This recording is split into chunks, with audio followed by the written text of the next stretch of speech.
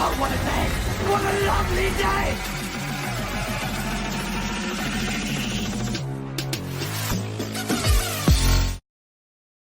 Welcome to Flat Earth Debate Uncut and After Show.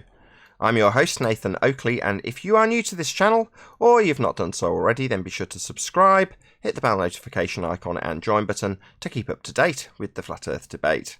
If you would like to support the channel, there is a super chat that runs alongside each of these shows while they premiere. There's also a PayPal, Patreon and crypto link in the info box below the video.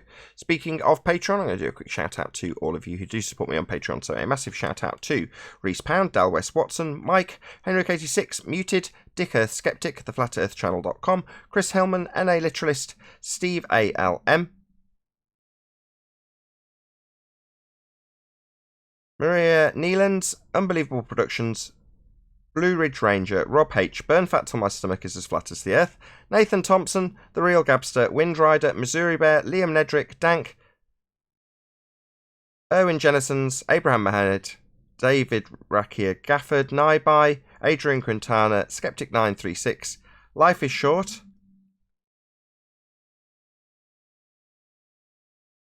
Fireball X, Felix Hung, Texas Mike, Edwin Johnson, Kirsten Smith, Tina Baker, Alexander Main, and David Wayne Foster. So a massive shout out, thanks and appreciation to all of you for supporting me on Patreon. Now, hopefully we're joined by a few people. Yeah, we are in Discord, so I'll raise the mic on them, and you can enjoy their dulcet tones while I set up for today's live show. It was on 24/7 Flat Earth Arena last night, and it was amazing. You got your wish. Yes. I was like, look at this. Who showed up? Well, Huey was actually playing that clip from Brenda with her table and time. Yeah. That was just good to hear Nathan destroy her on 24/7. So any ballers show up to debate? No, that's why Huey was playing tapes. Old clips. Okay, gotcha. You know? And then they went by the best baller arguments, and he went to whoever was on right down the list. Nice. Yeah, so, you know, there's stupid arguments like, if the Earth is flat, how come I can't see France from New York? Yeah, we kind of took that one on yesterday ourselves at Ambush Channel. But, I mean, these are people who know that objects that go further, that as you get away from objects, they appear to get smaller, even though in actual size, a mountain is still the mountain. But as you go away, perspective. And for some reason, they can't get it. They don't want to get it. But it was funny listening to how stupid their arguments were. As he went down the list and everybody was just sharing their favorite baller arguments, I was cracking up. Well, they don't have any good arguments because they insert some begging the question or a fallacy within their argument. For example, you'll say, it's straight and level horizontal, like Bev is showing in Euclidean geometry, right? And they'll say, yes, except on the curve. It's straight and level at each local plane. You say, what? Yeah, see, we live on a ball, and it's straight and level there. Yeah, but if you go away from the first one, it's no longer perpendicular. No, it's straight and level there. It's a local thing. You don't understand.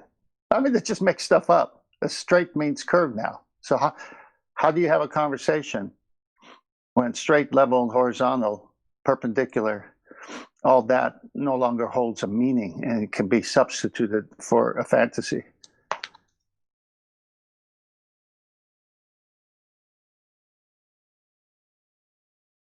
I like the way Bev leads them down the path. Oh, Bev's a master at it. Yeah, he's good. Yeah, we had a debate there yesterday with Miles Davis, and he came in with so many begging the question and statements. It's like, wait a minute, you can't say gravity. You got to prove it first. You can't say sphere. You got to prove it first. And all he did was show a picture and say, this could only happen on a sphere. And then the very next thing out of his mouth is, it's because of gravity. Well, it was like and then he complains that we stop him. Oh, you didn't let me finish. Well, you're begging the question. I'm not going to let you make up things. I mean, if it's bedtime and I'm going to bed and I need a good story, keep talking.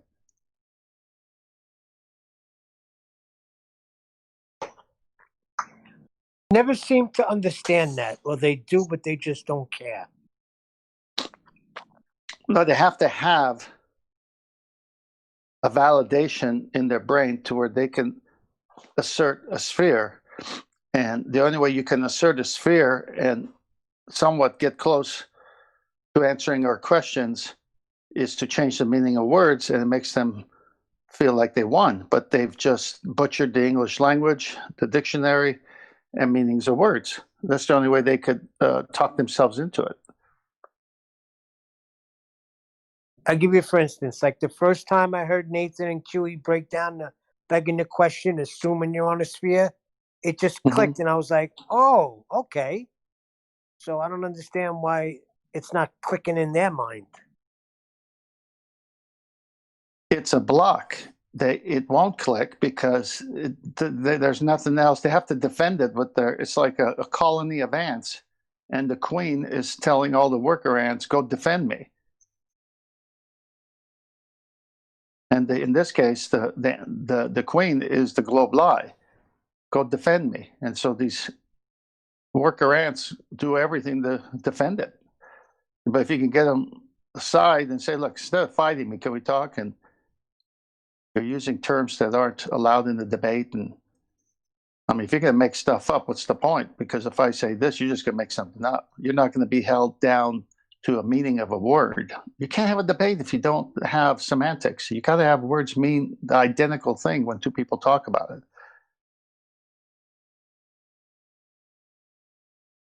I just wish them good day. I mean, if they don't want to do it, just have a good day. Keep your ball. What's worse than that is that the bending of space-time and all of that nonsense. When listening back with Nathan and Brenda last night, I was like, doesn't she realize how ridiculous she actually sounds? No. That's the point. They're defending it.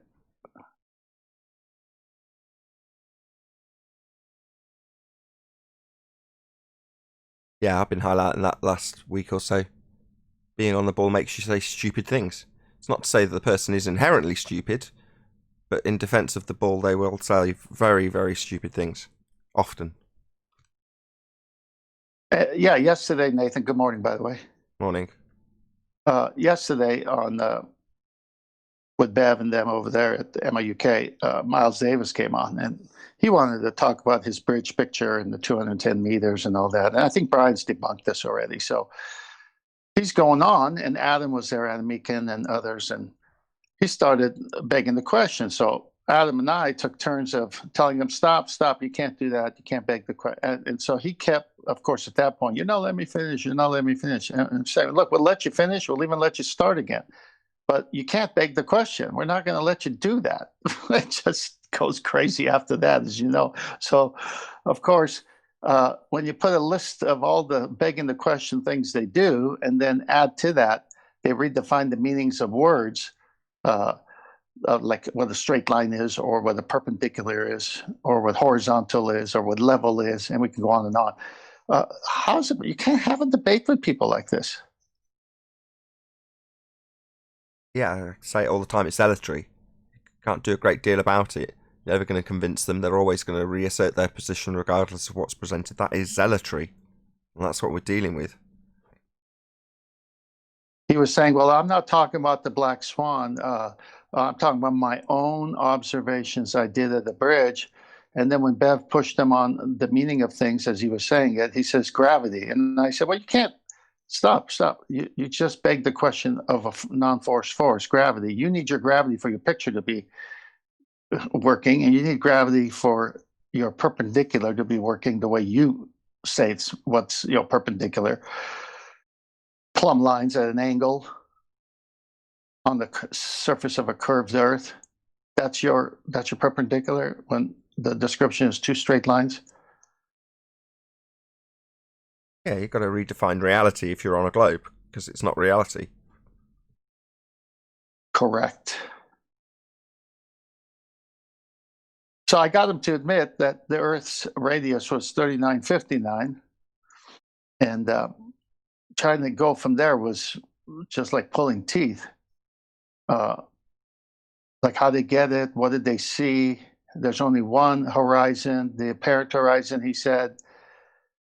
And I said, well, is that what Al-Biruni saw, was a apparent horizon? What if he came, like Brian suggested, 2 hours later? What would he have seen then, or a day later? He agreed that fog could limit how far you can see. All these things he admitted to. And then I say, well, then based on the radius you gave us, the physical geometric horizon edge can be no more than 1.22 miles times the square root of the height of the observer in feet. And in the black swan picture. And then he just went backwards after that. It's a deadly proof, that black swan. Yeah, it's not number one for no reason. Not number one for no reason? Yeah, that's right.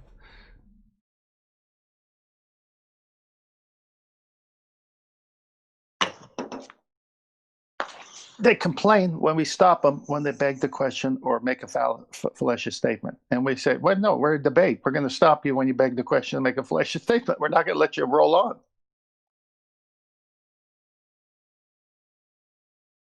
Yeah, that's why they beg the question immediately, because then they can immediately cry foul when you immediately interrupt them and say, no, that's begging the question.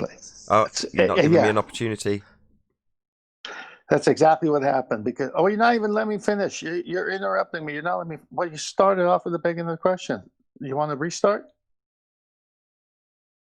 Yeah, and therein lies the problem for them, because every single example they ever use ever will start with the assumption they're on a sphere to prove they're on a sphere.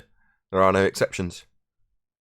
Yeah, the other night the guy was saying that, well, they've known for thousands of years that the Earth is a sphere. Why would I not assume the Earth is a sphere?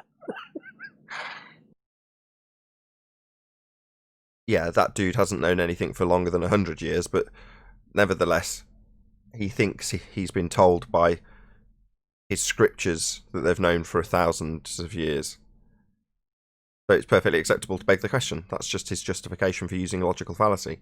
Hence, we've had to go in and use the Black Swan modus tollens logical consistency to debunk their automatic assumption of the R value. Automatically assume you're on a sphere. Fine. If you're on a sphere, you've got to see a sphere edge. Like you're claiming. Oh no, we don't see that sphere edge. It's like amazing how simplistically you can break down the Black Swan. Literally, they claim we see a sphere edge because we're on a sphere. We say, if you're on a sphere, you've got to see a sphere edge. And they go, no, we don't have to. Amazing, eh? So if they'd known it was a sphere for thousands of years, how come they weren't teaching it in the schools, like in the 1800s and early 1900s? Who knows? Because they haven't known it's a sphere for thousands of years. And it wasn't taught until those most recently.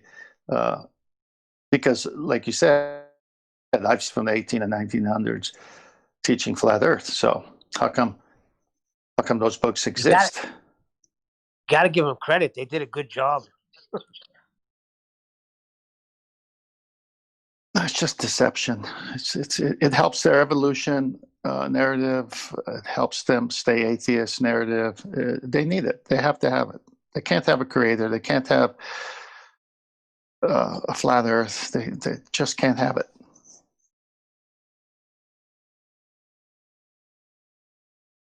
See, my wife struggles with this because she's like, well, I think you should be preaching Jesus and his blood.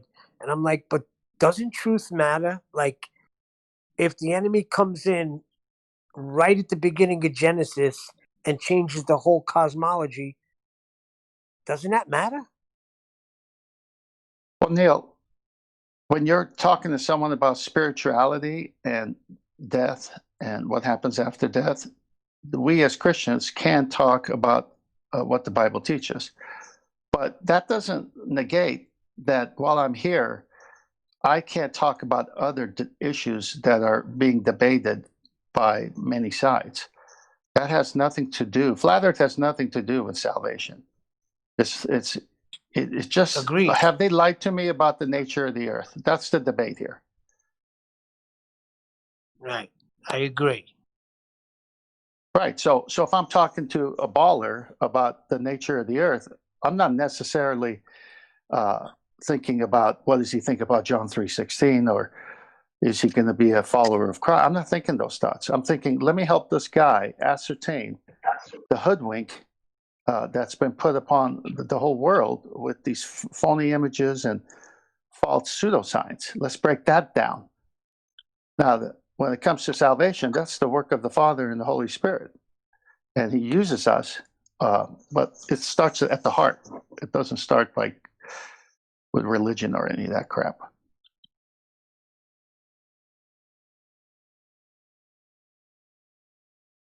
Hey, Tim, how's it going? Good. Hello. Good, man. Do you think that they're... Sorry, I cut somebody off. Hey, you're all good. Oh, sorry. I was saying, do you think that they're possibly hiding the creator, the heliocentric model? By its design, it ipso facto hides the creator. Its origin story, its first law of thermodynamics violation origin story, is to suggest everything was created from nothing. So that in itself is a denial of the creation. That's how it kind of segues into like religion and spirituality for me. Yeah, it I does think for it's a the lot of people. ultimate truth, you know? You're not alone.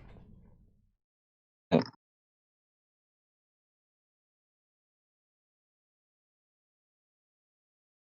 Yes, everyone will give an account for their lives. You can't hide.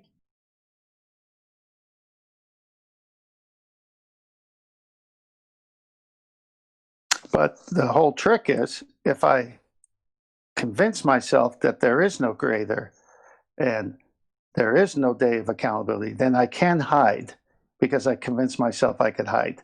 And this is why trying to get them, there's another battle going on alongside of the battle of the nature of the earth. It's the one we can't see because we can't divine thoughts. The motivation for a person to change semantics, the words mean things, and say silly things, and it's pretty obvious it's silly. Even their own people say it's silly, and yet they keep on it. I don't know that other secret thing about them, why they're doing it, the motivation. That part is, unless they're willing to confess it, of course.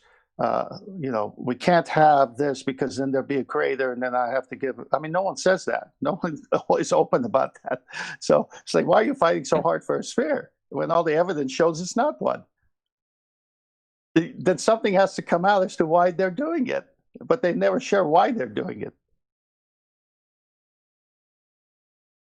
You push them hard enough, they will. Yeah, but you can't even trust that at times. Meaning, if people make up things about situations and change words and meanings of words and facts, they're definitely doing it for some reason. Psychological, it maybe doesn't, think allows them to do what they do without guilt. I don't know. The whole point is what you said is going to happen. And one day, everyone's going to meet their creator.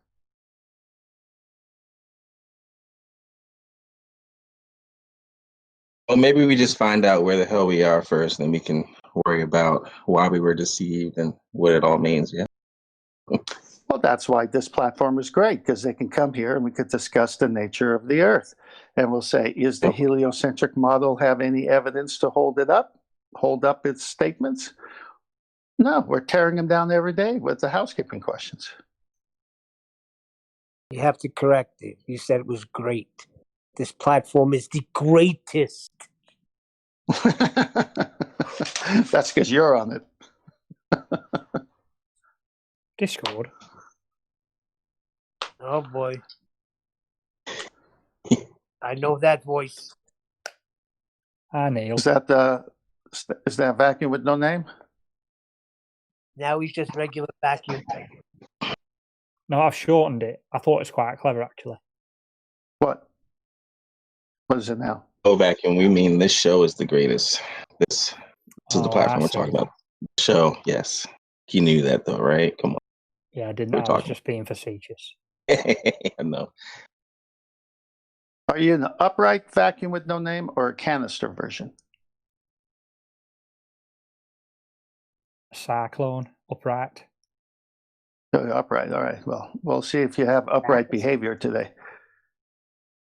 Oh, I'm not going to say anything today, 10th man. Okay. Yeah, right. No, it's okay. I always enjoy the show. Because the way you're talking, I don't know, you just sound disingenuous to me. Even yesterday when you were talking to, who were you talking to yesterday? Chemo? Just like there was something underlying in your voice. Could be me. I think it's my accent, to be honest, you know.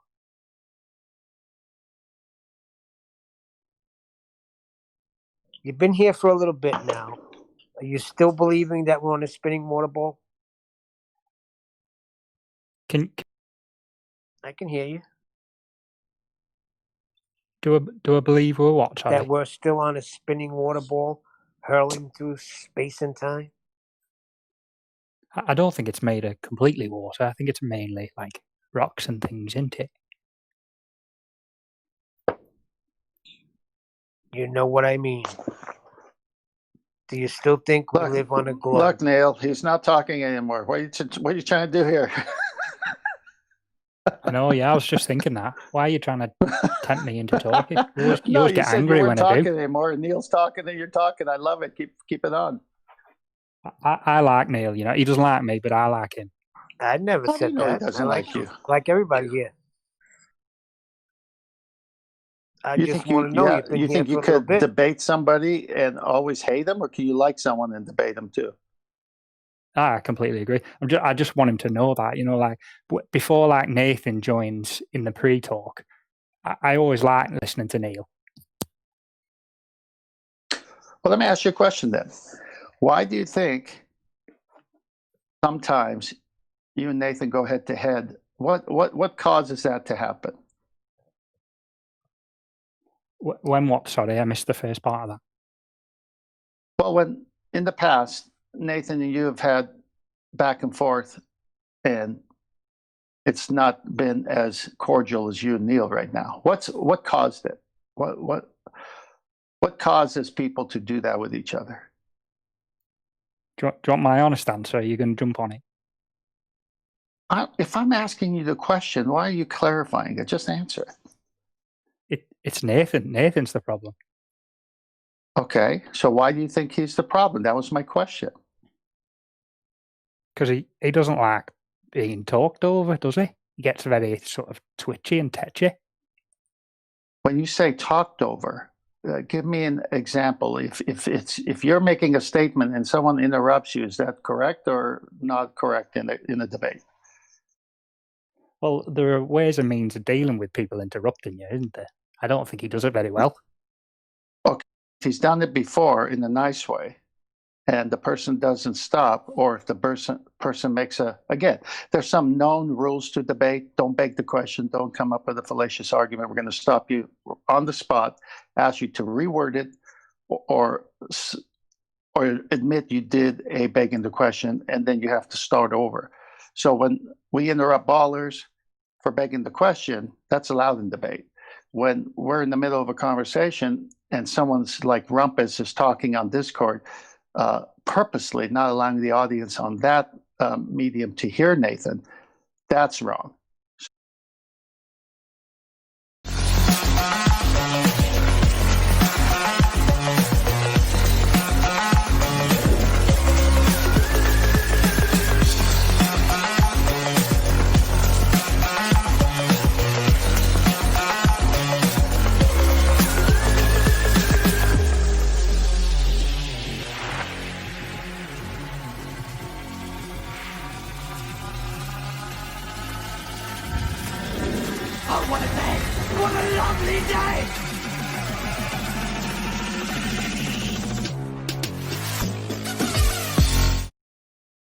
Welcome to Flat Earth Debate Live.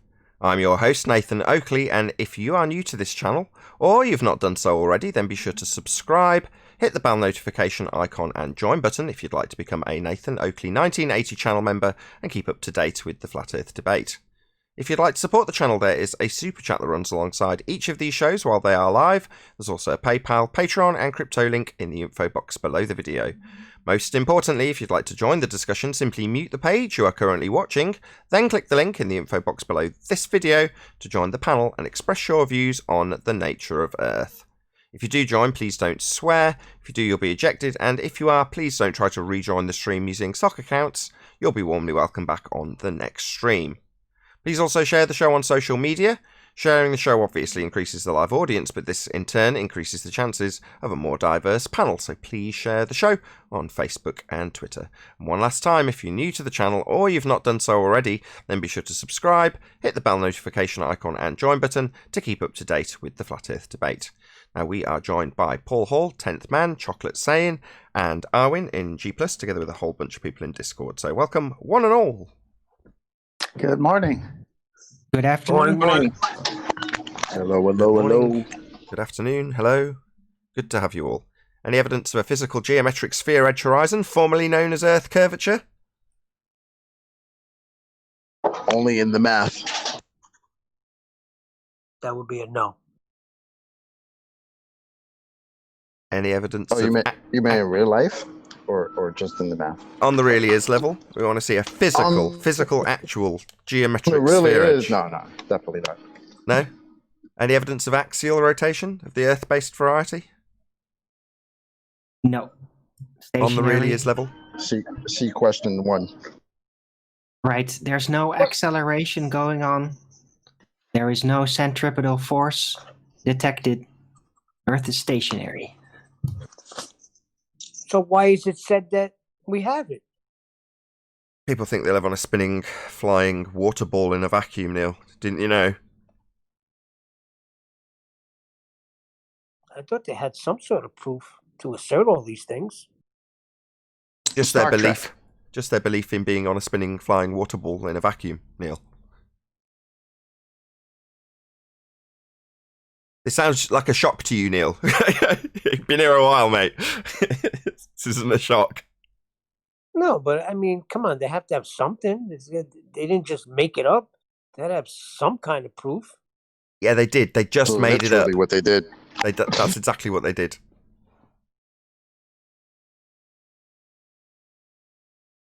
Shock and awe It is over. shock. Can we move on? Any evidence of the distance to the sun? What's the sun again? That orangey, yellowy light in the sky comes daily. Oh, okay. That's as technical as you can get that. Okay, then no. Any scientific evidence of the reification fallacy known as gravity? No, not. It's all What's relative gravity again? density. Gravity, good question. Yeah. I'm standing in my Reification room and I'm fallacy. not moving. Say again, Neil? I'm standing in my room and I'm not moving. Good for you.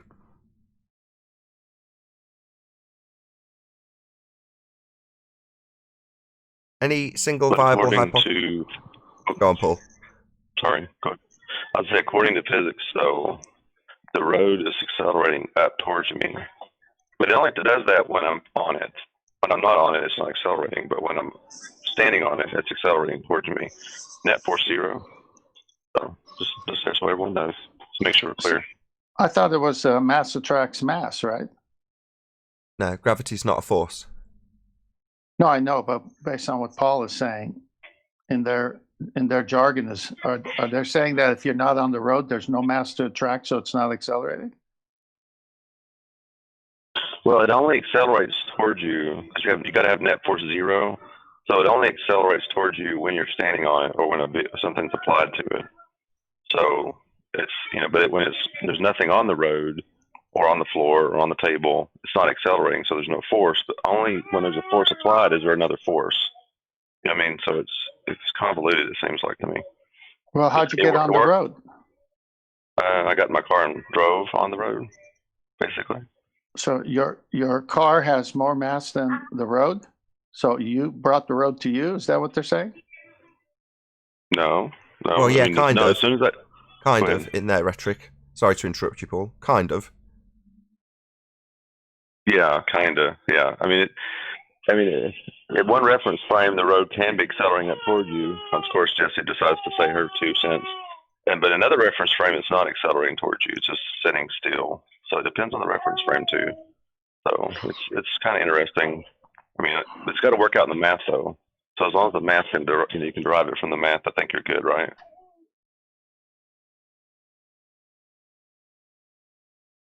I think you mean to say what's mass, 10th man?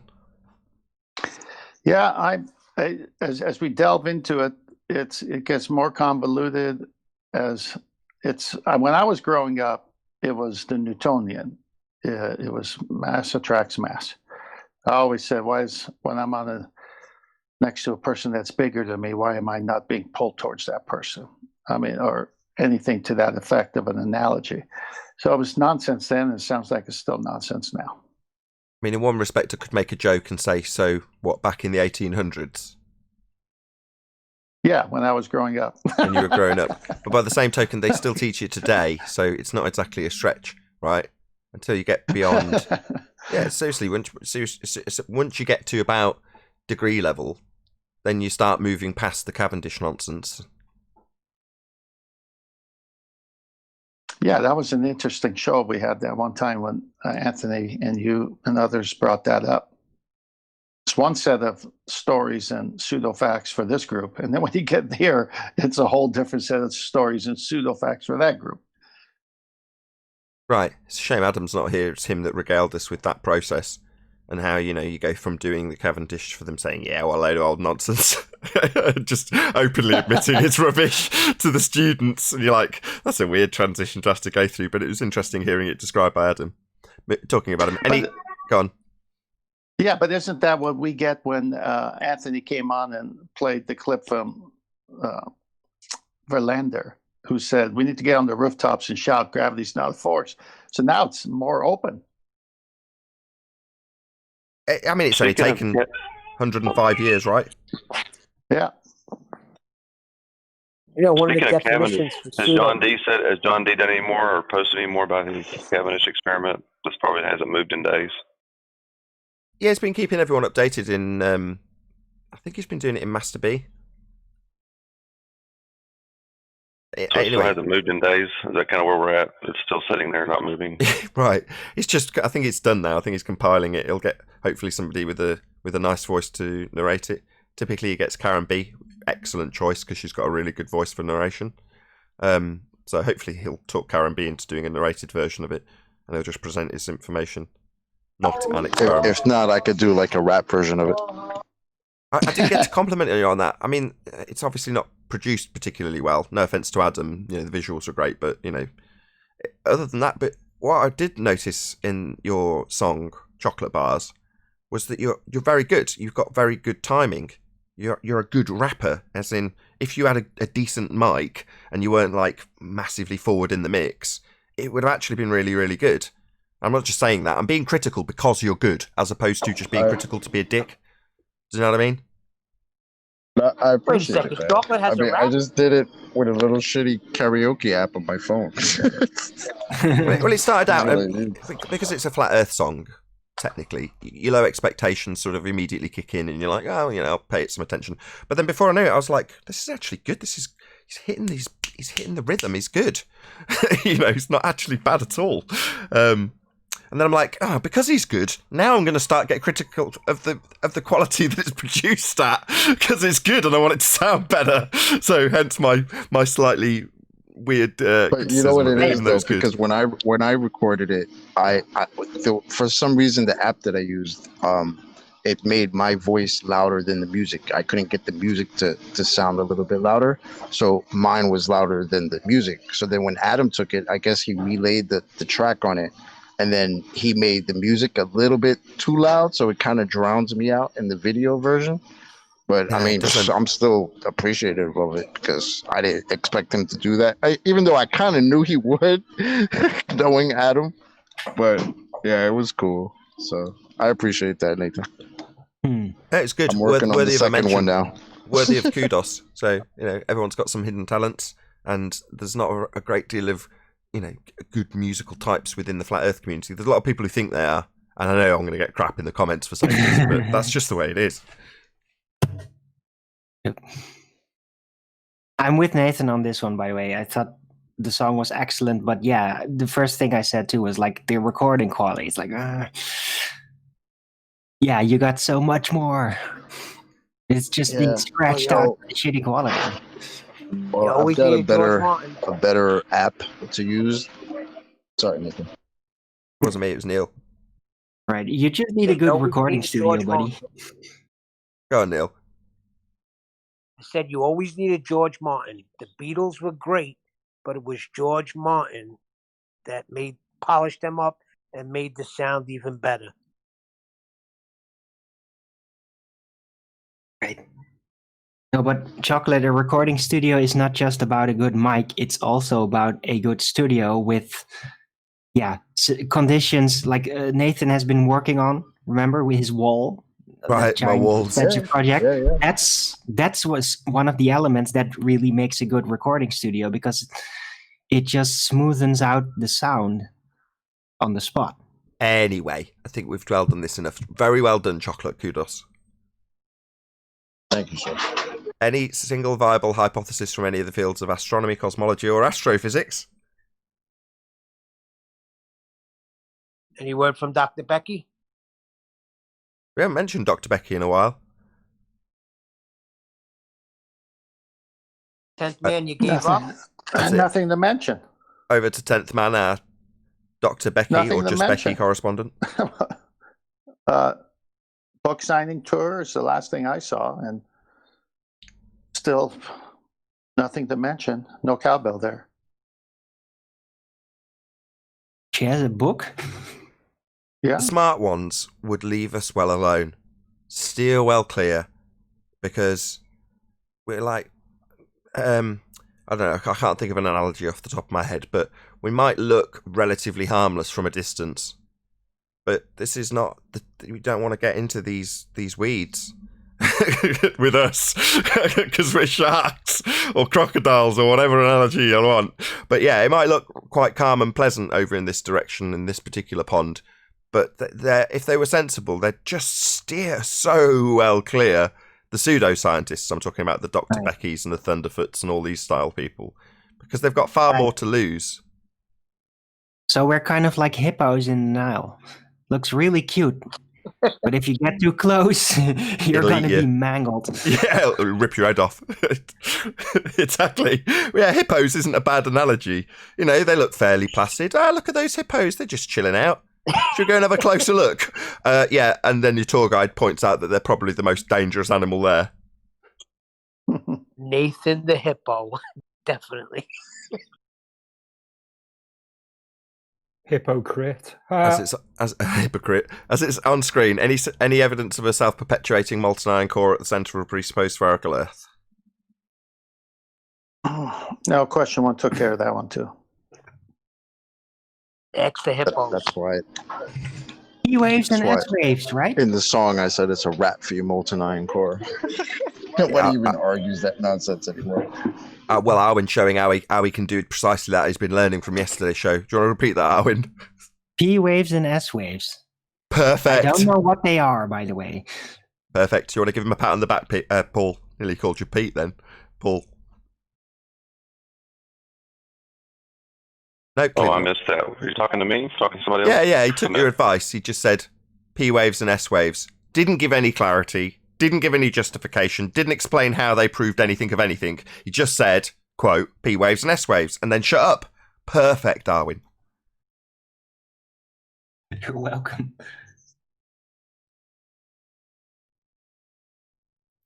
Moving on. What have we got left? Any evidence you can have gas pressure without the necessary antecedent of a container? At number 2. Yeah, it's one of those little things that in their entire model is completely ignored. They conceptualize in their minds how gravity's supposed to take care of that, but they never really modeled it. They never actually made a real simulation of this. And when they did, they kind of muffle it away and you don't hear about it because those simulations don't last very long. Arwen, that didn't last that long. Your P wave and S waves, now gravity, without explaining gravity or defending if it's actually real or not. You're doing the same thing they're doing. No, I'm explaining what they're doing. And the P waves and S waves are already conceded. I don't even know what that is. I just perfect. That's even better, Arwen. That's perfect. That's even better. Just throw it out there. Don't even have to understand what it is. So I what are understood they what exactly? Owen was saying. I'll give you. Do you want there's a particular mechanism just for Arwen's benefit. Sorry, everyone else. So if you were the Glober making that argument, right, and you've said your P waves and S waves bit, then you've shut up, and someone comes up with a challenge. They mention the super deep borehole and explain how they didn't get it right, etc., etc. What you do as a rebuttal to that, and this is basically faultless. You can't get around this. I don't know if you want to get a pen. You say, ready? Owen, you paying attention? This is important. Yeah. Right, you say, you don't understand. Nah, I'm not that much of a baller. No, I will say don't knock it till you've tried it. Explain it to me. Don't knock it till you've tried it. No. I've never heard a baller say that. Just try it. Well, maybe from a legal perspective. Just try it. I could say. Let's go through it, right? Any evidence of a self-perpetuating molten iron core at the centre of a presupposed spherical Earth? Specifically Arwen. Any evidence? You don't understand. No. Oh, you play it in the right order. Oh, this is all falling to pieces. Any evidence of the R value? Earth radius? Black Swan. Black Swan. That's it. That concludes housekeeping. We need a good Black Swan honk sample. Any viable hypothesis? Had that question. Did we do Talked that? about Dr. Becky. Okay. Got it. Is Dr. Becky now going to be the synonymous pseudoscientist with that question? Is that how it's going to play out from now on then? Any astrophysicist will do. That's true. Calling One all of the meanings astrophysicists. of pseudo was intentionally deceived. Don't they know that? Say being pseudo is intentionally deceitful. Is that what you just said? That's one of the meanings when you look it up. Intentionally deceive. It depends contextually. If you're punting something that isn't science as something that is science, that automatically defines it as pseudoscience. But in that process, there's only one of two choices that you can sort of lay at that person. One is stupidity, they just didn't realise, or fraud, they're making money from it. So it's one or the other, outright deception or just downright stupidity. So you've got to kind of pick which one, and you can't divine their motivations, right? So unless they tell you, well, actually, I thought Cavendish was an experiment. All right, well, you're just thick then. Yeah? So you got to kind of have some interaction with them to establish this, because you can't divine their thoughts and motivations like they do with their crystal balls.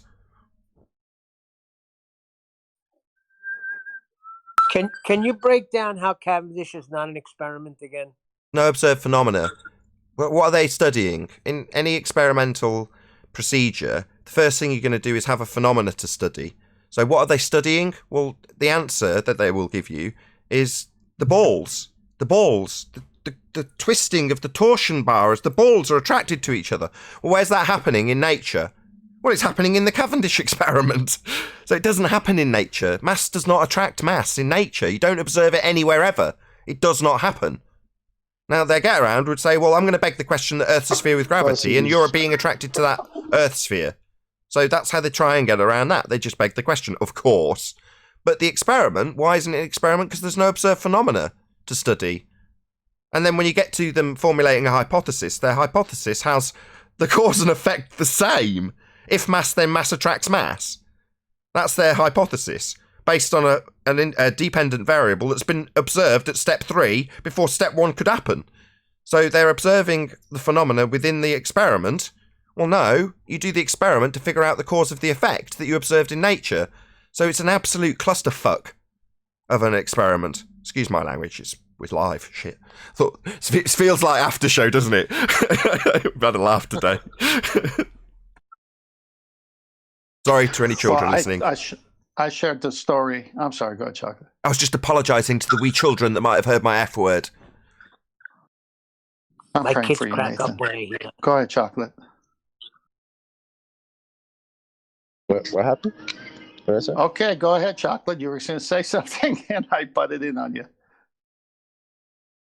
What the hell? Somebody else was talking to me. No, what I was gonna say is that I hate when, or I find it funny when people say, "Oh, Cavendish proves gravity." It's like, didn't you already presume or presuppose that gravity is already a thing in order to measure the density of the Earth? Didn't he even have like a little equation in there or a formula for gravity? What was it? 150 millionth? Like, so how does that prove gravity when you already presuppose that it's in there? I don't get that. It doesn't. It doesn't. Like I just said, it's just a begging the question fallacy. Like everything they do ever, and every assertion ever, it'll just assume the outcome they're trying to prove, and then give you a little smoke and mirrors magic show in the form of these balls and torsion bars. But they've automatically just assumed they've got it, right? And that's what you're asking. Well, what's with all the smoke and mirrors then, if you're just assuming it's true? Right. Nathan, do you remember the time I shared the story of a neighbor of mine wanting to start a well for his property, and I got 2 welding rods, and I was taught this by my neighbor who owned 100 acres across the street from me. And when you go over any water, the welding rods turn into each other, the magnetism and so forth. So Cavendish, what they're trying to do there, look how the welding rods, or back in the day, a certain type of wood that they held in their hands would always react if there was water underneath the ground and you stood over it. Now, would they call that gravity? I mean, does a well digging company say gravity found the water, or is there something else going on there? Well, obviously, we know something else is going on there, because you could do it over an area of your property and it doesn't move at all. And then right when you get over water, it moves. So there's this relationship between the magnetism and the welding rod and the hickory stick, or whatever they used to use. And here's Cavendish, but you don't see that in nature, do you? But you do see a tree out alone somewhere growing and no water, except it's underneath the ground, right? No, I don't remember that story. Well, I just said it again, so you'll remember it now. You'll remember it now. But here's a real thing that someone could do, because when I found that spot, I said, I think you ought to dig here. I said, put in your hands, go 20 yards away and start walking. And he did, and he came right over that spot, and the rods just bent, just like someone came and bent them. He says, wow, I felt that. He dug there, he got a 105 gallon per minute well. But what does that prove? It doesn't prove gravity. Okay, no one was claiming that it did, but fair enough. It's an interesting story. No, but they would. But that whole torsion bar and mass attract mass, right? Now this thing is it's affected by water underneath the ground. So where's this mass attract mass? It should work the same way, is what I'm saying. It should work just like the way the welding rods work. Something's attracting it to move. All right, well then let's see if mass attracts mass. Well, you can't do that. Mass doesn't attract mass. We never see it. Fair enough. You got there in the end. Does the divining actually work? Yes, they do work. Is it being proven? I just told you, 105 gallon per minute. Yeah, but I can walk in over my fairness, property that with doesn't it prove it, everywhere. does I it? know there's a water pipe. It turns. Mm.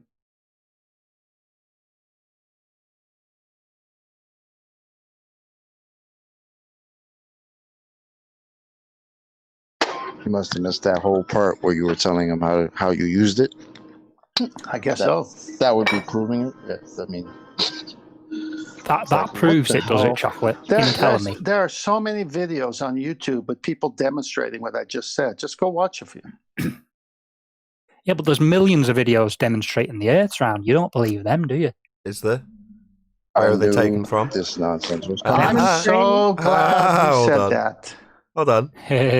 Practical Millions application. of videos of the Earth round. Where are those Hang videos? on, let Nathan start Who it. have I got? I'm Who so have I glad got? he said it, but I think Nathan knows what's going on here. So go on. Well, anybody else who's itching to ask the same exact question I am, feel free. Well, you gave it in your answer. come on. Practical application. Give me the question. Where are the pictures taken from? The ones that claim to show the Earth to be round or spherical? I don't know. I didn't mention any specific ones. There's loads of them. Any of the ones that you were generalizing. Actually, you about. did. You said the ones that show it round. Where do we see Spherical. those? That's what I heard. I'm just saying, you see them online, don't you? Yeah, where are they taken from? On Tinterweb. Where are they taken from? I'm assuming like shuttles and space stations and things Oh, like space stations. Ah, there we go. that. Space. Weather balloons, Space, all you that say? kind of thing. Space. Correct? What? The one What I'm showing it saying, being a Nathan, you sphere broke would up be there. taken from space, right? From the sky vacuum, yeah. From the sky vacuum. Definitely not. The sky is definitely not a vacuum because all the gas we're breathing would fill it. So automatically all of those you're pictures. You're a bit too Oh, check early him there. out. Triggered, talking over my conclusion. What a shock. Go on, get it all out. Then we'll pummel your religion of a sky vacuum. Feel free, get it all out. There you can. Get what out? I got a question. My Hey, laughter. upright. All of the interruptions that you're about to do while I was making my conclusion that I'm still yet to make. No, I was just saying you're a bit too early there, Nathan. For my, I made my didn't expect conclusion. you to buy it that early. That's it, get it all out. Let me know when you're done. Then I'll make my conclusion that destroys the sky vacuum. I'm done. So, the sky being a vacuum, this region where these pictures are being claimed to be taken from, isn't real. Because if it was, we'd all be dead. Because the gas we're breathing, high pressure gas, expands in all directions to fill the availability of volume it has. And if the sky's a vacuum, it's just an available volume for the gas to fill. And fill it must, by way of entropy. That's what gas does. The fact that it isn't doing that means the sky isn't a vacuum. And ipso facto, all pictures that are taken from that claim to be sky vacuum are automatically fake. So no, your belief that we have all these pictures on Tinternet, no mate. All taken from a fake place like Narnia. Definitely not proving anything because the place they claim to be taken from isn't real. Well, Yeah, super surely chat, you could Nathan, that apply applies that to to this these question. divining rods as well. The divining rods turning and reacting to water, that's not real either. Other than That you was the can point I was practically making. show something happening. So you're not going to get to practically go to the sky vacuum in the same way you're not going to get to go through the wardrobe. But you can definitely taste the sweet, sweet water coming out that well. Wow, so you're trying to That's a silly compare a argument, technique Nathan, people and you know actually use Hold on. to find Hold on, water Hold on. to a magical spinning water ball in a vacuum with pictures taken from a violation of the Second Law of Thermodynamics. That's what you're trying to do right now. I missed half. Yeah, Sorry, that's what he's Chocolate. doing. Nathan That's was what he's talking doing, over you. Chocolate. Nathan, you got a super chat. I know. on the subject. I'll wait. It will wait. I'm sorry for the people who give money right in the middle of a hot Nathan's getting discussion. a bit excited now. That takes priority when they're like this, talking through me and stuff. But I will shout it out. I Yeah, promise. yeah. I haven't not noticed.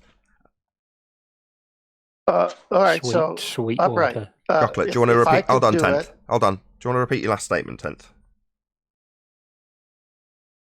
What the? I can't remember. I asked you. No, not you. Super Chocolate. chat. The one before Hold that. on. Shut up. 10th, not you. Chocolate.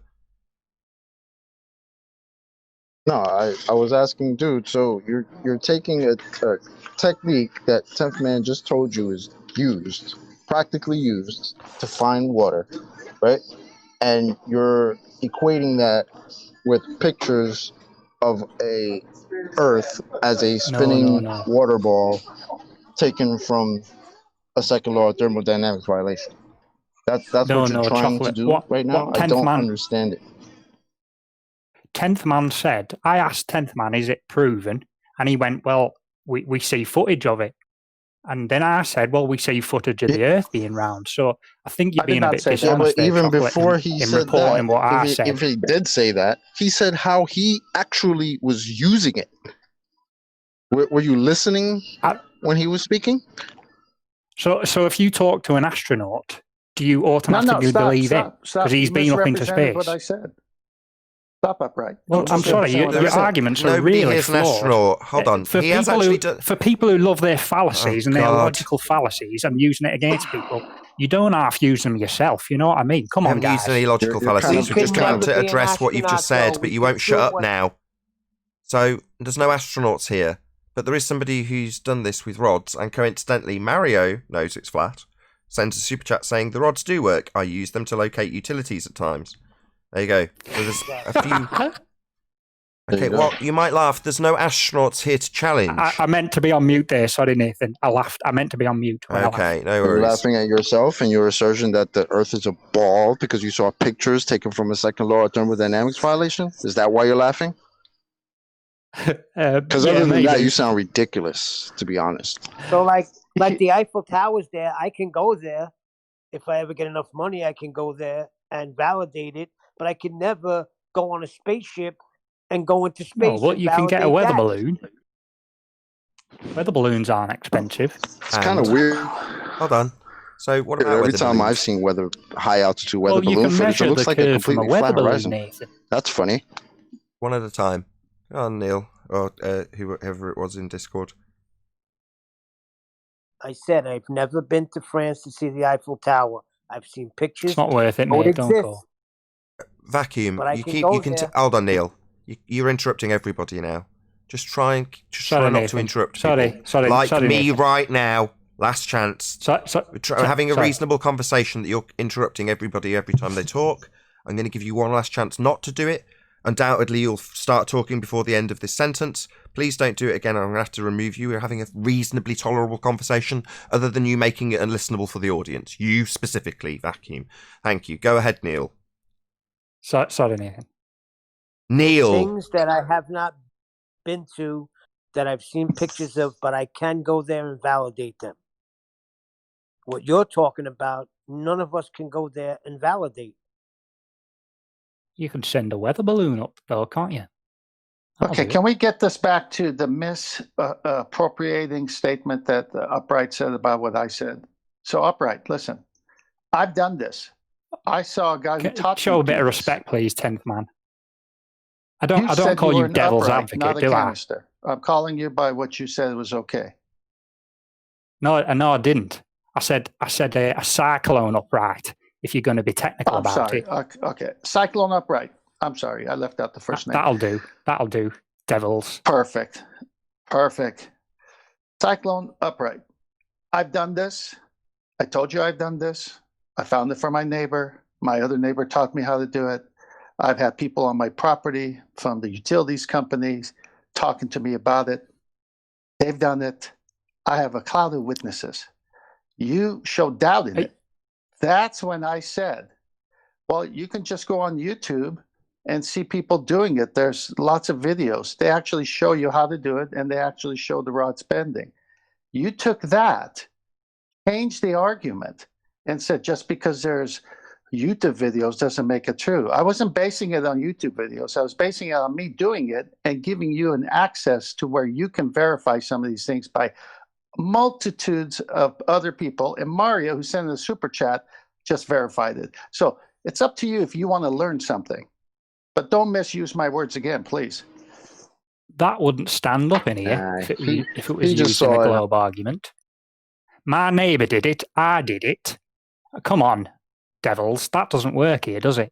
Sorry, you think if you were in a courtroom and the judge asked you for your personal testimony and you described doing something yourself, and then you brought on your neighbour who also did the exact same thing and they described them doing it themselves, you don't think that would stand up? What are you babbling about? No. No. Yeah, it would. Why don't you ask Anthony Riley? He'd tell you. Sorry, Anthony Riley's not here. Why are we going around in circles, right? What you've done is you've appealed to something that you cannot do and a place that you cannot visit, a place that does not exist because it violates natural law, and tried to juxtapose that with somebody physically doing something that plenty of other people do. I've even had somebody willing to give money to say, I do this also. Now, not only that, we've got a guy on the panel who's done it, but you don't think that's acceptable standards. But you can appeal to a third party taking part in an activity in a place that can't possibly exist because it violates natural law, and the pictures they take when in a region that can't exist. It's nowhere near comparable. It's snake oil. That's what it is, isn't it? What? The notion of having a sky vacuum where they take pictures from? Yeah, that's snake oil, lies, yeah. Well, so you're just backing up my comparison then, Nathan, aren't you? Come on. What? Comparison between something physical and actual that someone on the panel has actually done versus a place that you cannot travel to, you've never been, no one on the panel's ever been, and you can't go because it does not exist based on its violation of natural law. You think that's what? Me backing your argument now? No, I think you're just a clown that doesn't really realise when he's having his ass handed to him and chooses to speak through everybody that's pummeling him when that's happening. I can't believe you don't get what I'm saying, the comparison. Oh, I don't understand! See, Owen? Universally used by complete morons when they don't have a rebuttal. Not only that, he's extended it, man. This guy's a genius. Extended it to, he can't fathom why I can't understand, right? It's called the Second Law of Thermodynamics. It's a natural law. It's applicable always. Inviolable. The gas would fill the space. Ergo, the gas we're breathing would fill that space if it existed. Therefore, it can't possibly exist. We'd all be dead. But given that we'd all be dead if the place they claim to take these pictures from existed, I'm going to say it doesn't exist because I'm not dead. Therefore, the sky is not a vacuum, the place they claim to take the pictures from. Very different to somebody actually doing something here on terra firma with a couple of rods. Yeah, but doing snake oil, Nathan. Come on. Snake oil is selling something that isn't doing what it's supposed to do. Now, by description of 10th Man, he's done something and found water, and that was the purpose of what he did. So it has absolutely achieved its ends, and there's other testimony that apparently you can go to. I don't know about it, I've this first I've heard. But apparently there's plenty of other testimony you could seek out. Beyond the first-hand experience of a panel member, you could seek this testimony out. Now, that's personal experience from individuals giving their personal testimony about an experience of using this equipment to find water, according to the first-hand testimony on the panel. Now, your appeal is to a fucking astronaut that's... Sorry, I've got to stop swearing. Your appeal is to an astronaut who is not here and is claiming to work in a place that doesn't exist. They are definitely not comparable. You're going from testimony in one circumstance, which is divining rods, which is ridiculous. But then you insist on scientific method for everything else, Nathan. Come on, you're a hypocrite. I haven't insisted on anything. The guy's got a well. I'm being told about a guy that's got a well and the means that we use to find it. Hey, God, I got to jump in here. Okay, listen, I'm going to give you a play-by-play. The neighbor who taught me, he grew up with his father who dug wells for the farms around him. He learned it from his father. He taught me, and then I, who knew that my neighbor, who just bought some property, 7 acres, was needing a well. So I said, hey, I got taught this. Let's try it. So I was trying it for the first time. So I went to that original neighbor who taught me. I said, do you have those welding rods that you were talking about? He said, yeah, here. So he came on the property. So he was there. I was on the property, and the owner was on the property. And he said, this is how you do it. Just walk around and you'll see it. It'll just, when it's over water, you'll see it move on its own. So I walked the 7 acres at different parts. I said, where's your house going to be? How far do you want your well tank from your house. Let's kind of work within this parameter first, so it's not a long haul for your water, to your house. And sure enough, I'm walking, nothing's happening. A little bit here, nothing, and then bang! It's just like someone pulled it. I said, "Whoa!" I backed up, started from another angle. Same thing over that same spot. We took our foot, we dragged an X on the ground on the dirt to mark it, and then I came from 4 different angles. It just kept doing it. I gave it to the new owner. He'd never done it before. And he walked, and the same thing happened to him. I gave it to the guy who taught me, and he did it. He says, "Yeah, I concur. This is where the water is." The well drilling company came and said, "Where do you want your well?" And as the owner of the property shared the story with me, he said, "Well, we did the divining rods here. The well guy did it." And he says, "Yeah, there's water here for sure." 105 gallons per minute is the result of that. Sorry, did you just say did you say the well guy did the same thing? Yeah, the well guys always do it. So the well guys use this method. Can I just say something? It could be the most true thing on earth, but why isn't Nathan asking for scientific method to prove it from you devils? Because nobody claimed there was scientific evidence of anything. Are you out of your mind, dude? God. You are all very This is exactly the point I'm making. Why is there this standard for one thing and no standard for these stories that Devils comes up with? Right, what are you babbling about? This isn't open to scientific inquiry. He's not observing phenomena that's natural. What's he observing? He's walking around with a couple of rods. That's not a natural phenomenon, mate. Oh, gosh. I think what he gets confused on is that there's an assertion that there is scientific evidence for this magical spinning water ball that he thinks he lives on, and that because that assertion is made, then we must adhere to scientific method for everything in the world, right? You're the ones who claim that you have scientific evidence for your globe. That's why we ask you guys, where's your scientific evidence? Do you get that? Precisely. Did you Vacuum, understand that? you keep interrupting people. Yeah, that's why he doesn't have to... Sorry, Neil. He won't listen to what Chocolate said. We'll have to get it repeated because he talked through it and therefore wasn't listening to it. I did listen to it. Okay, repeat back verbatim what he just said. No. So we understand that you understood what he said? Repeat back verbatim? Where did you learn to debate, Nathan? Well, you said you understood. You were really, really insistent that you did listen. I know you didn't because you talked through him. The chocolate question. Yeah, what was he asking you? He didn't ask a question. He was divining my thoughts.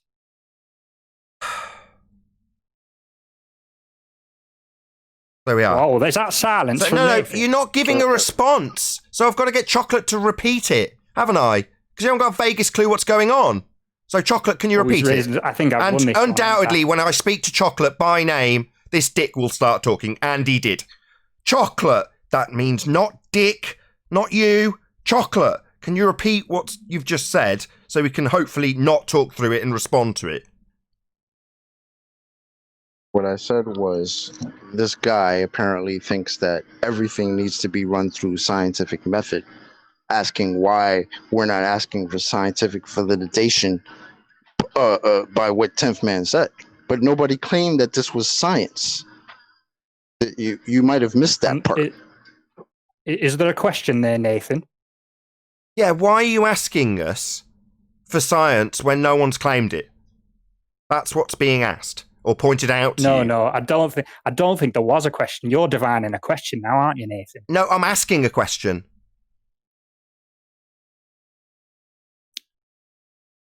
Do you want the question repeated? Did you not understand it? Are you slow? Do you want it repeated? It's a question. No, I do understand the question, but you're changing the goalposts, aren't you? You're not answering the question. Why have you asked for scientific validity when none was being claimed? Simple. Why am I asking? No, I'm not asking for scientific validity. You called us devils and then demanded that we ask for the same standard that you morons who think you're on a globe claim every time you claim anything ever. And you've asked us to justify that Devils. standard that we're not imposing. And now while I'm explaining it to you, Devil's you're advocate talking through me. brought up. So you're talking through me Sorry, now. Nathan. You're talking Sorry, through me, Nathan. aren't you? Shut up.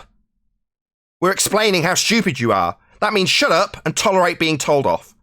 Okay? I've apologised. Go I ahead. don't need an apology. I haven't explained why you're stupid yet. You've talked through it though, haven't you? So from this point forward, I need you to sit down, shut up, and have it explained to you how stupid it is to ask somebody who's not claiming science for their science when none is being claimed. I didn't ask for it. And you're still talking.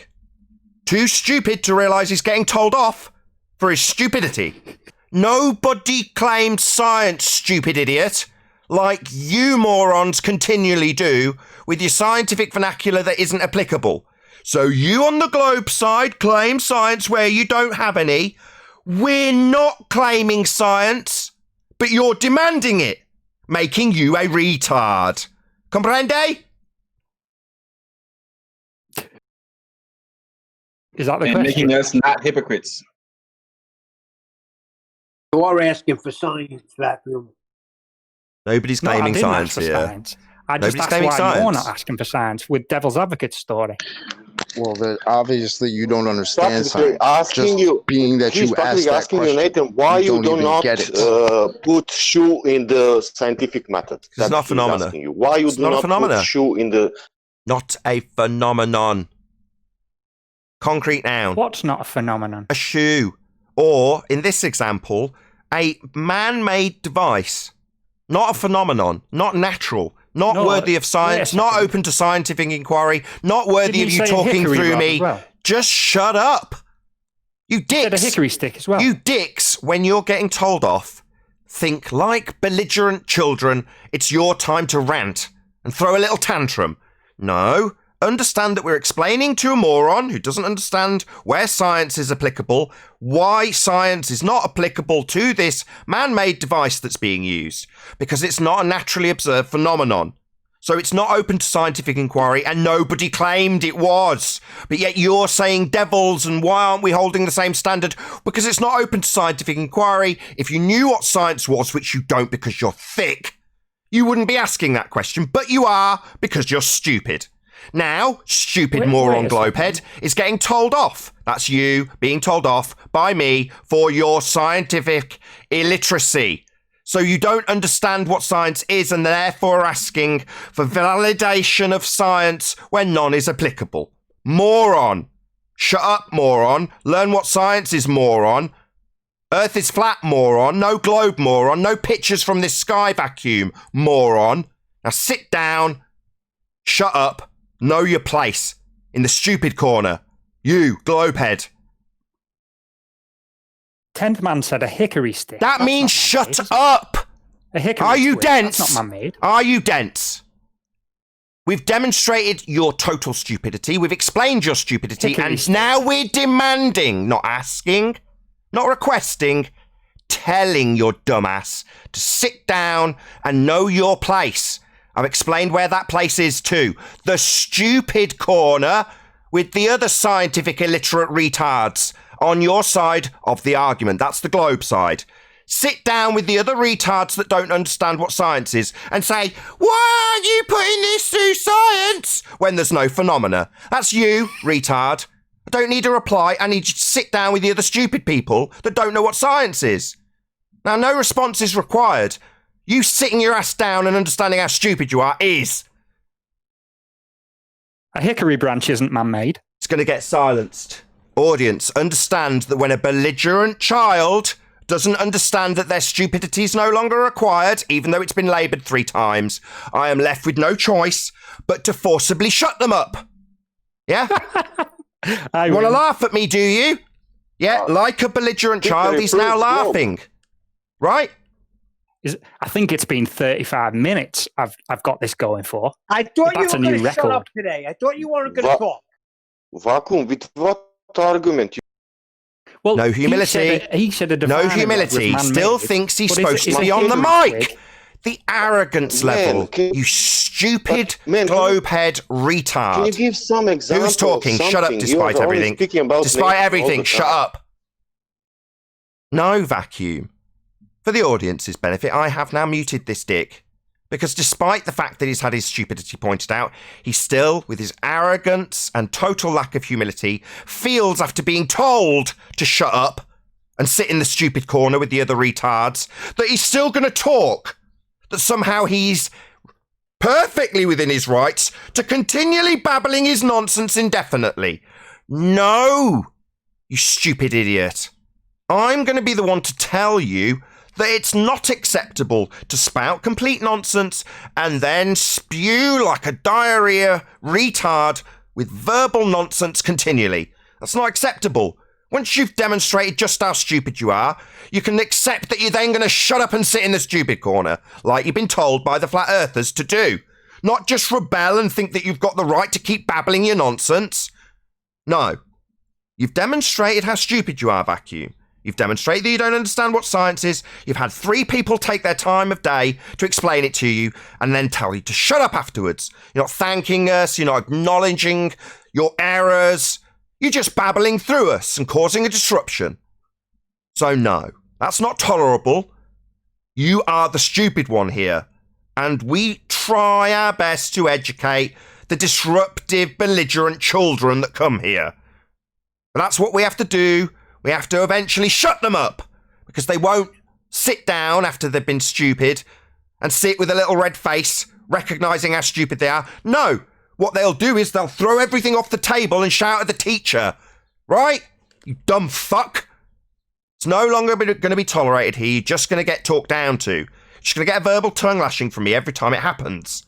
Don't expect to talk shit and then not expect verbal pain as a reward for your nonsense stupidity that you all assert. We are tired of it. We will tell you off. You won't just talk nonsense indefinitely. I'm done. And he claimed he won. The thing about a vacuum is, it sucks. Thank you, Arwie. That's true.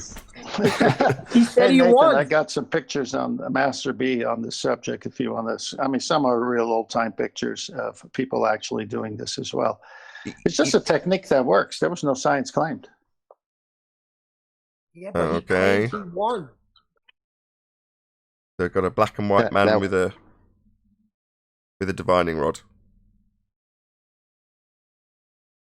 But this has been going on for hundreds of years. I don't know what this guy's trying to prove here. All we're saying is that for some reason... What he's trying to say is that because you're backing this and you're not claiming it that it's science, then this is not something that can be proven. And then he's asking, well, why aren't you claiming, why isn't Nathan asking for the scientific validation of this? Because 10th Man never said it was science, idiot. I never claimed. Yeah, like, what's wrong with you guys? Why are you not asking for an independent variable? Exactly. It's like, what are you talking about? We aren't claiming it's science, and nor would it ever fall within the realm of scientific inquiry. But yet, this dick, who doesn't understand what science is, demands that we hold ourselves to the same standards. It's like, no, we haven't got the gall to say, this is proven, his hypothesis would be found water. We're not using that terminology. We wouldn't dare. He was only saying all of that just to call you a hypocrite, Nathan. All of that was just an insult me and the ad hom you. Yeah, Makes that no was sense. Correct. Who's that? Whoever said that, spot on. Yes, I appreciate that. Correct, spot on. Do you want to repeat it? Sure, it was Stagger Lee. I was just saying that it was an end around way just to ad hom Nathan and call him a hypocrite. It's like he was trying to work it out in his mind. And use 10th Man to do it. That's the thing. Because he was using 10th Man's story that he never claimed was scientifically validated, even though it's actually validated by people that use it. He himself used it. Somebody in the chat uses it. I mean, come on. But he never claimed there was science. But this guy wants to be like, whoa, why aren't you asking for the science behind it? Nah. Because nobody said it was. You want to keep up? I bet if you take him off mute, he'll say we're dividing. God, I've got to do that now, Neil, to seem reasonable. You were spot on, Chocolate, when you explained that basically the reason we are detailing what science is and isn't is because the opponents, the globe claimers, say that they've got science when they haven't. They use scientific vernacular when they haven't got any to assert. We don't. Was that your little team talk? You could gather yourself, put me on mute, gather your thoughts together, and now you've got an argument. You can unmute. Bro, nobody even cares. Well, it's not going to work, You haven't said Nathan. anything You coherent big fucking prick. I've taken over your what show. What the hell are you talking about? You don't even know what science is, bro. Muted because you weren't shut. See if he addresses anything Not we've so said. we can gather our thoughts. No, we've addressed the issue of you not understanding what would be open to scientific inquiry. I doubt you'll address This is the vacuum. Is a trademark show now. Yeah, shut up. So he's not going to address any of the actual nonsense that he put forth, or our rebuttal to any of the nonsense, or proving his stupidity and lack of scientific acumen. None of that's going to get addressed. It's, I'm taking over your show. Yeah, that's his rebuttal. Just stupid nonsense, like a little child standing on the desk going, I run the classroom now. That's what he's doing. It's absolutely embarrassing. But 10th man's rods aren't science. Yeah. Trademark show. What the hell is he talking about? He's been laying in wait. Talking about. He's been laying in wait show after show just for this moment. And let me pun him right now. It didn't go well with you. Hey, nice. Hey, Nathan, let's shout out the show. It seems like somebody's put a bee in some people's bonnet here. Yeah, 10th man. Let's say again. Yeah, 10th man has. 10th man has what? Put a bee in people's bonnet. About what? Water. About who? Water. Water? What the hell does water mean? I don't know. Is this the malfunctioning QE plugin? No, I'm talking about the show today against Jesse Kozlowski. You're right off topic. I'm sorry, I went off topic a little bit, but there's a QE live today where we're going to take Jesse Kozlowski for a ride. But I woke up just a couple minutes ago and some people got a bee in their bonnet over something they have no clue what they're talking about. Emma.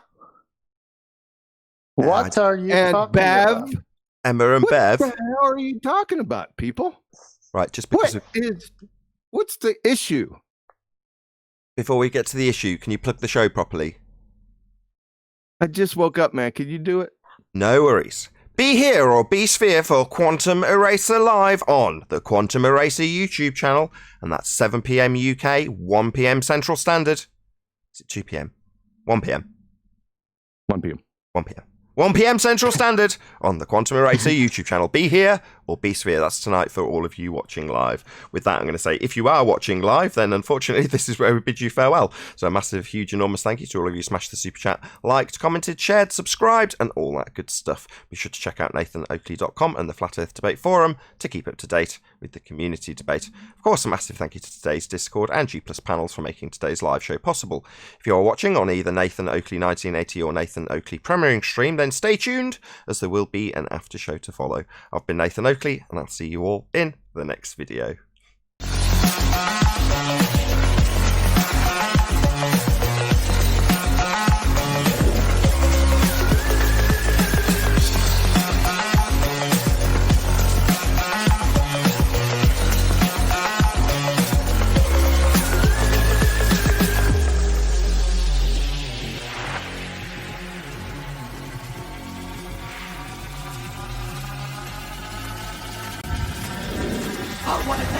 What a lovely day!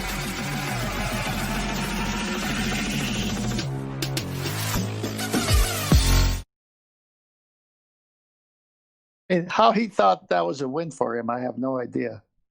I mean, this is such known knowledge in the farming community and ranches. This guy's a city dweller. He has no idea what's going on in the real world. I'm a city dweller, and I know what you were talking about. Come on, man.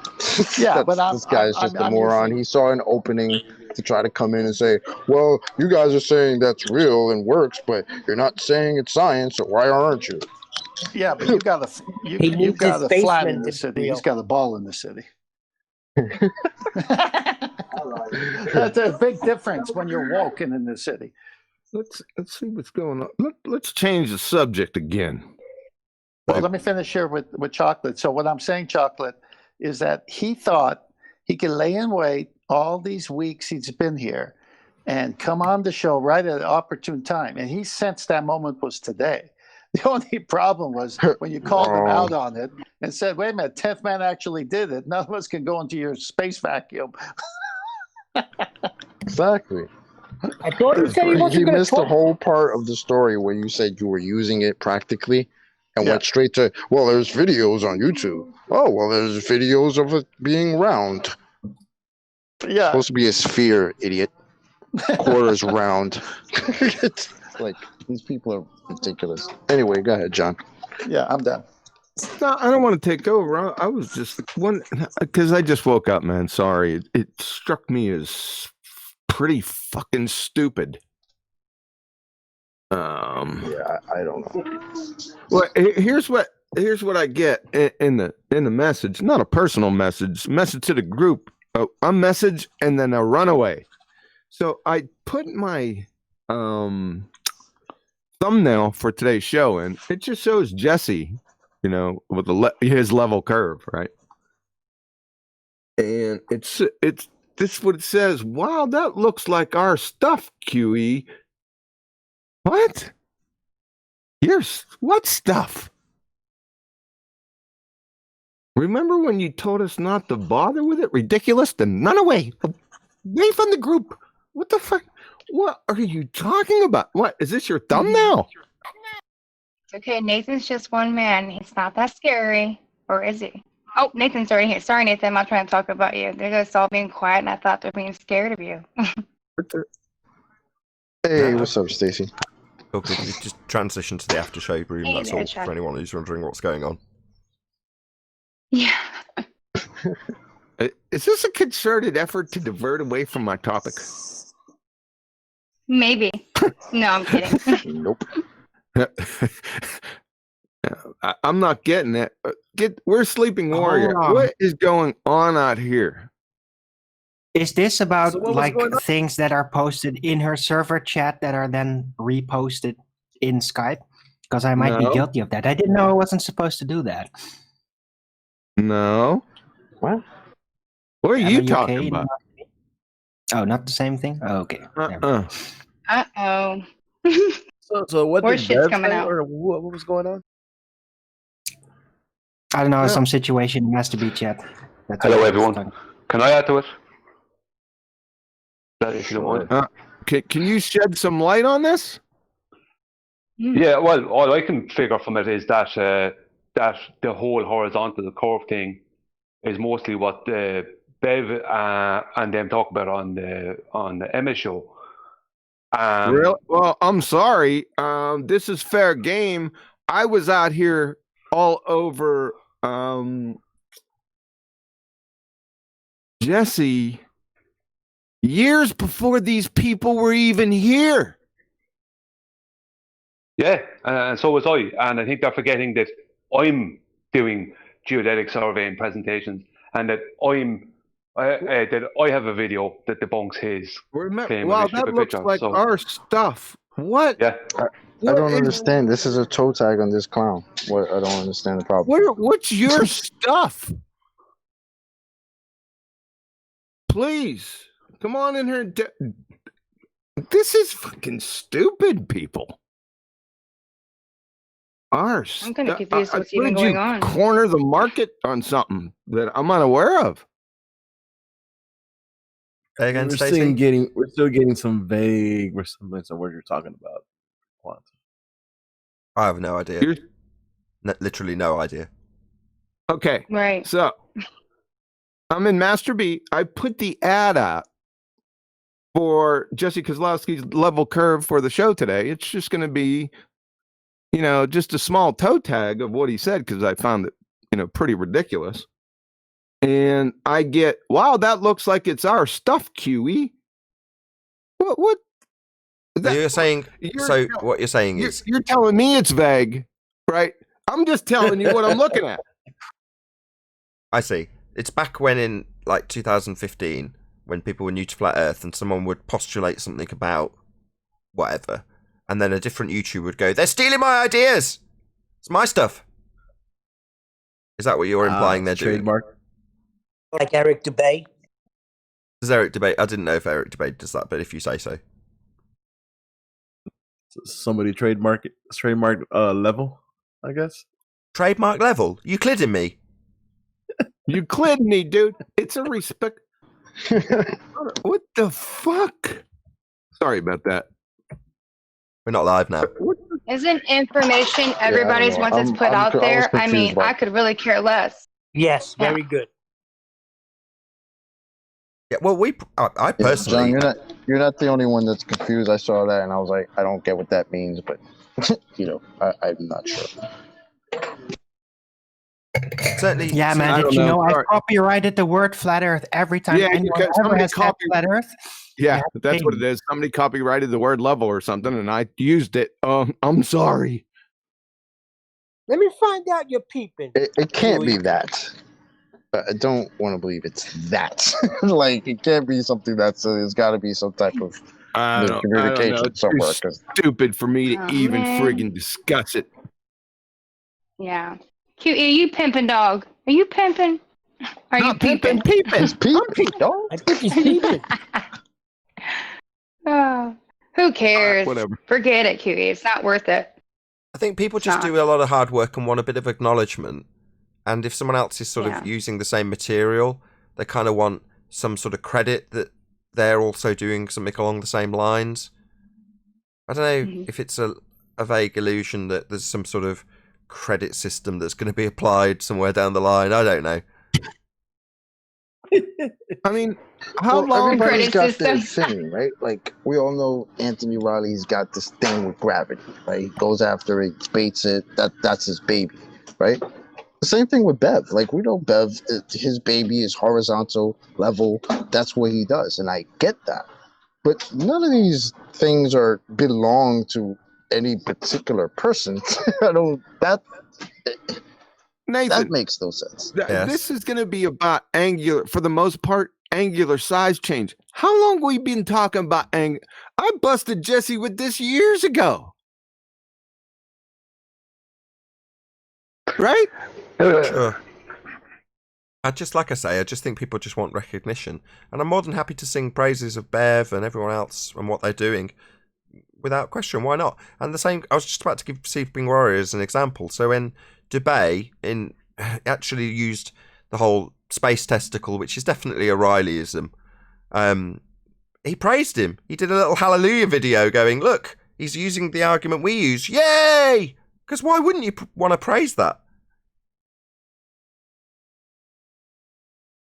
Outside of QE, sorry, Nathan. Go on, Brian. Go, Brian, go.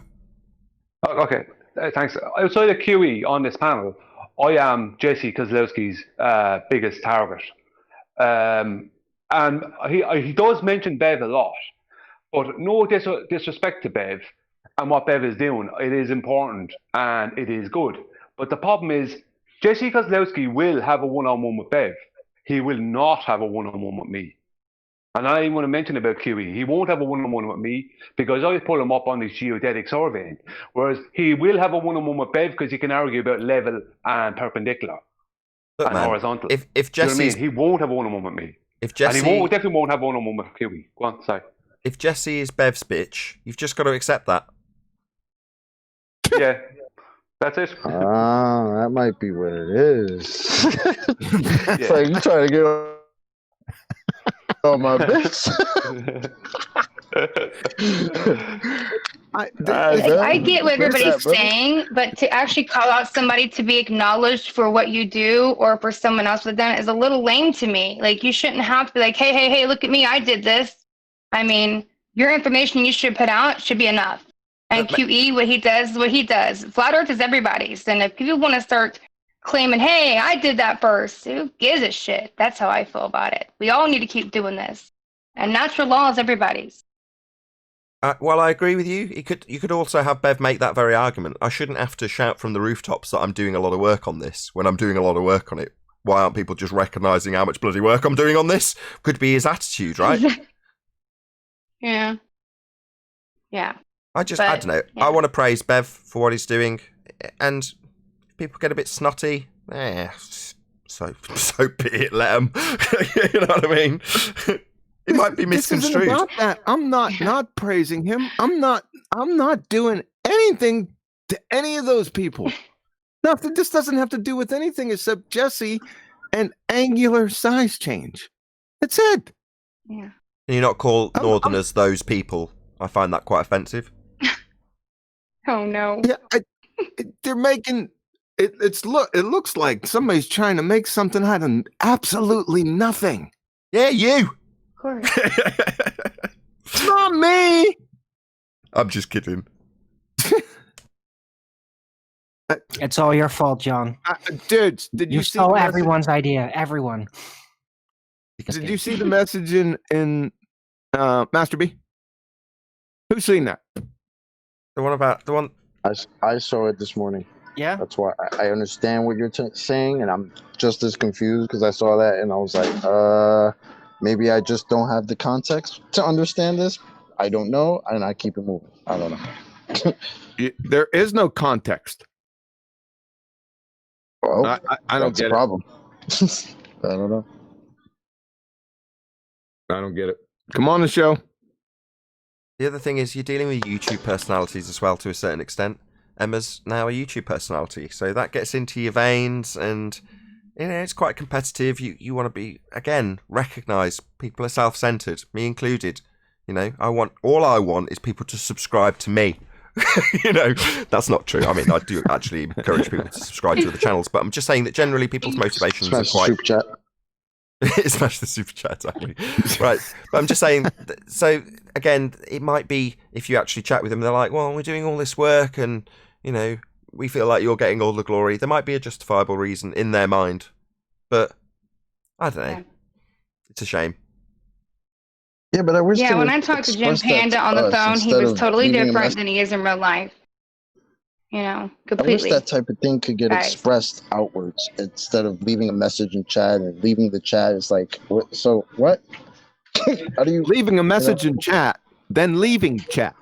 Right. That's what I'm saying. Like, probably not the best way to go about it. Oh, did Emma leave Master B? Yeah. Yeah, that's the thing. She left Master B, and I'm like, okay. Yeah.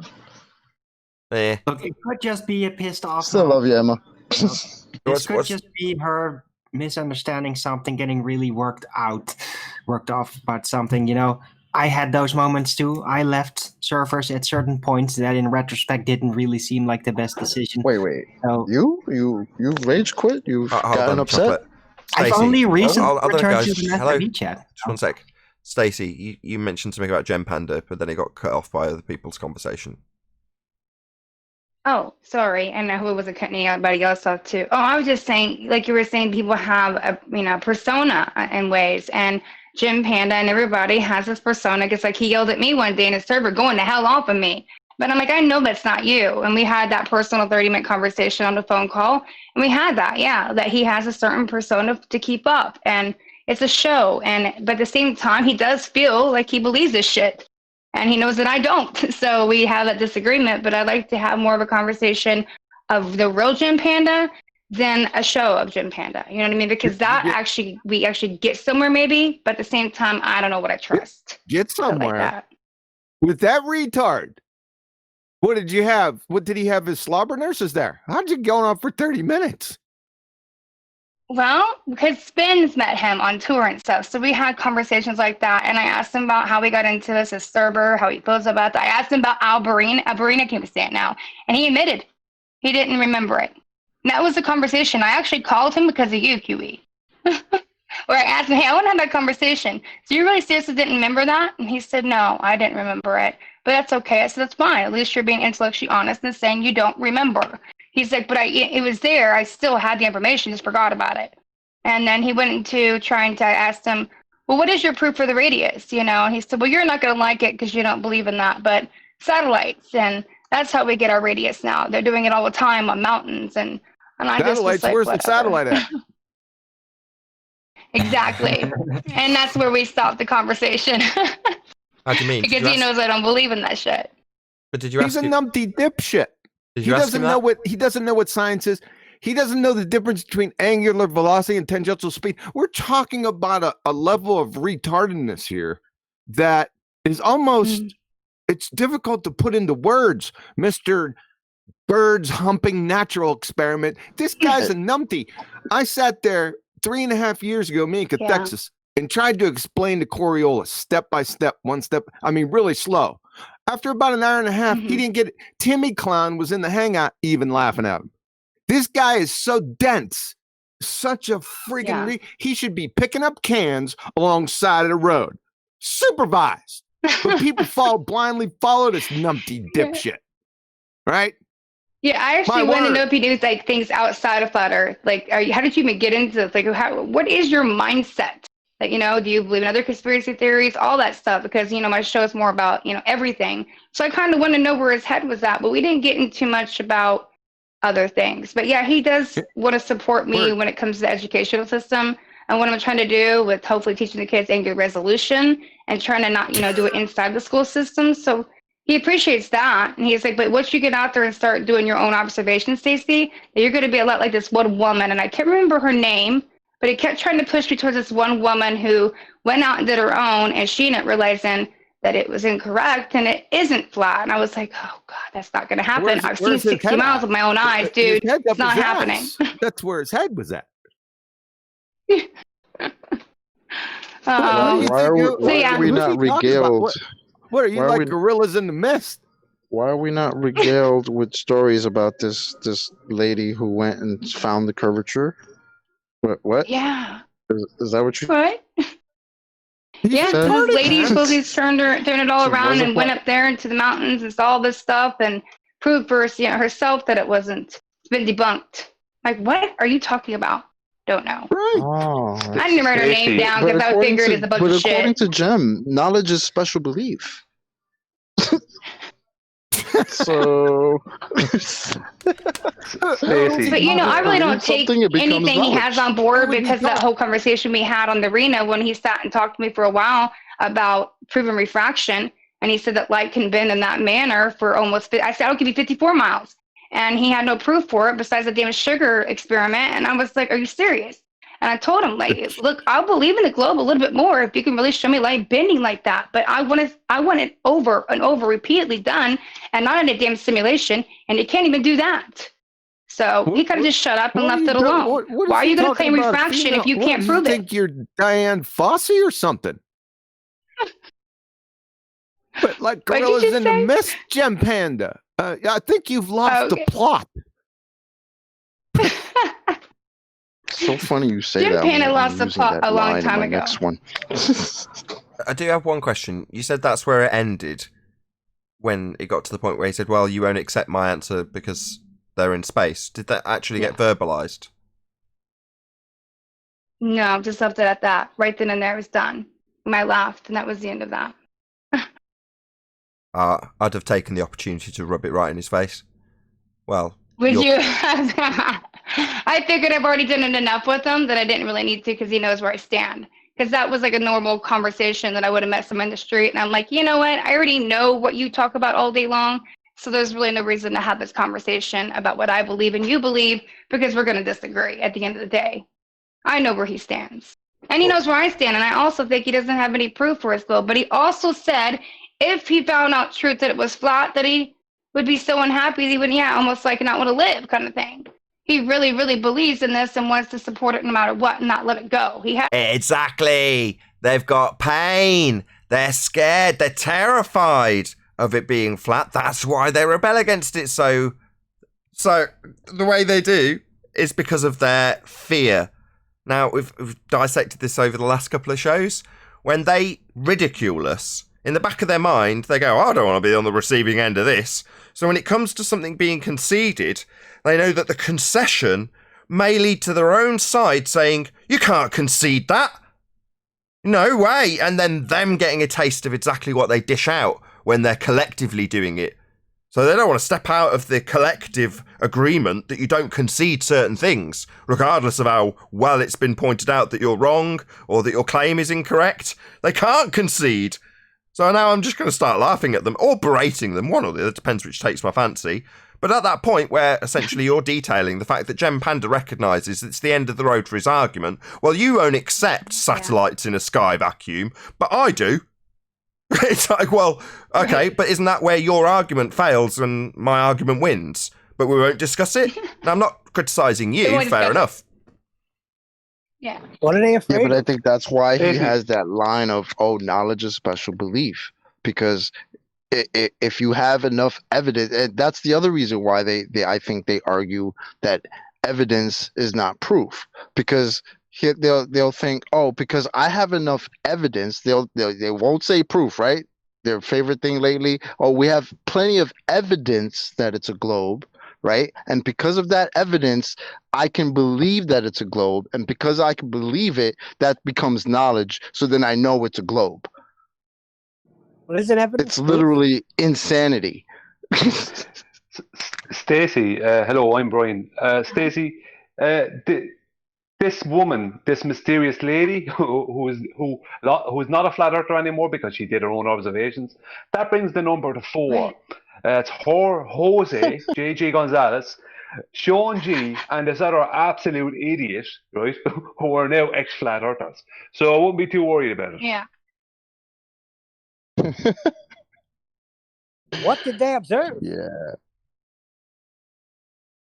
That's what I want to know, exactly what she actually observed, or any of these people, because I've never observed any of this stuff, and I'd like to be able to see it. Boat. Boat disappearing into the horizon. Please show me so I can get back on the ball. Show me this evidence. Maybe she found the geometric one that we've been looking for the whole time. They found the The edge. one you Okay. can't see? Yeah, the one you can't see or find because it's done by math only. They would have made a statue about her already. What the hell? You can't see the geometric horizon.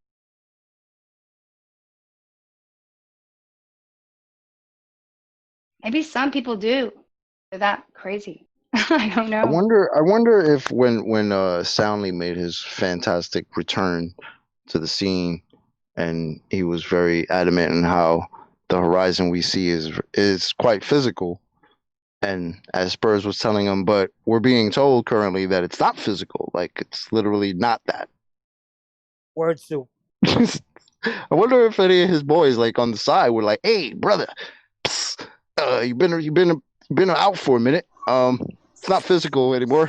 We can't say that because we've actually told them that we don't see the geometric horizon, and it's apparent."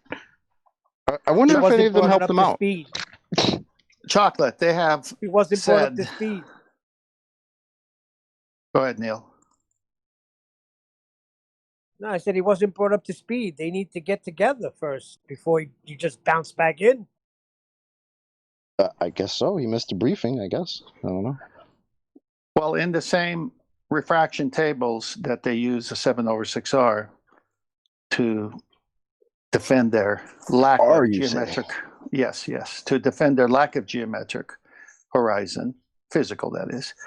They say that the factor or the formula for that is 1.32 miles. Now, if it's 1.32 miles, a guy on the show last week did the math and said then that geometric horizon, instead of being 1.22 miles without atmosphere, with atmosphere should only be 3.47 miles based on their formula for refraction. So even with their formula for refraction, that geometric horizon, which is what they say is the apparent horizon refracted, shouldn't be behind 9.41 mile oil platform. It should be 3.47 miles, well in advance of the 6 mile platform. They lose both ways. They lose begging the question within their formulas for refraction, and they lose it because obviously you can't say this is the shape of the Earth by looking at a refracted horizon. But 10th man, we're now talking about refraction of a different character. Is there one? Is there a refraction of a? Is that like salad dressing? Light? I don't know. word soup refraction.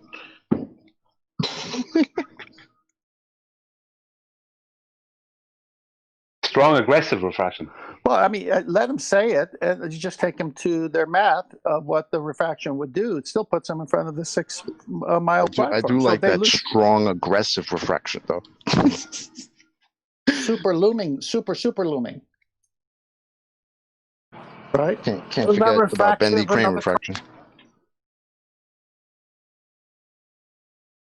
What really irritates me though is I understand we're going to talk about refraction. I'll give it to them.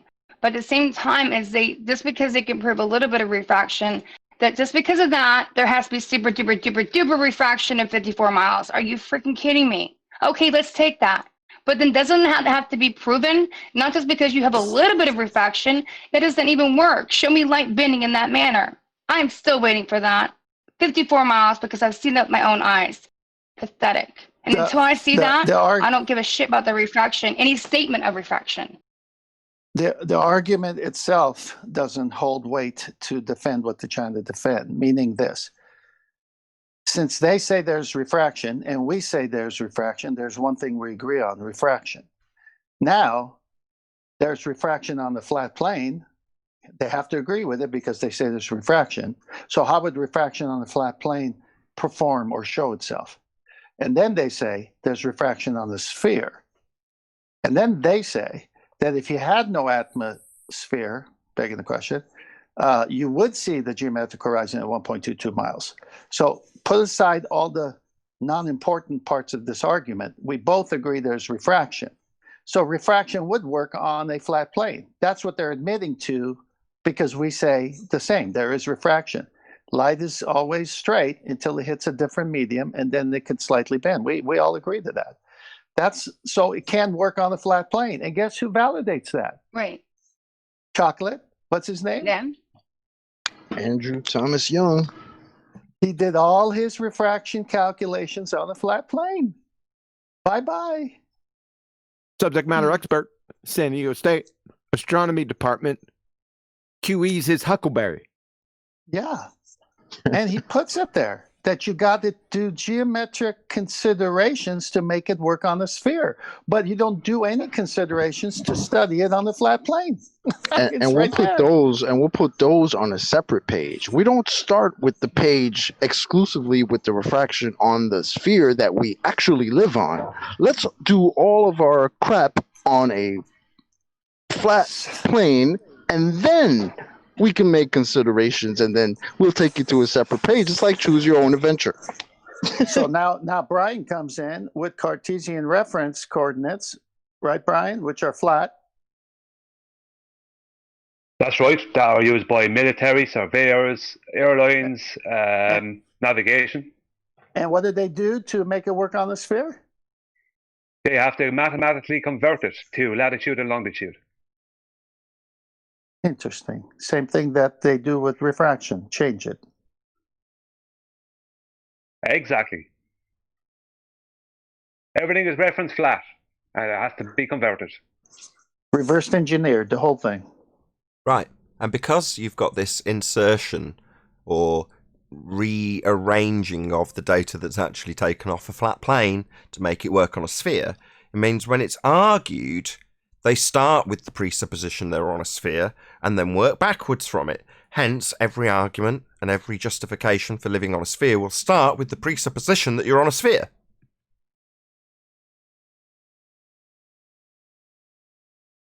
Exactly. Is Diane Fossey still here? Who? Diane Fossey. Gorillas in the Mist.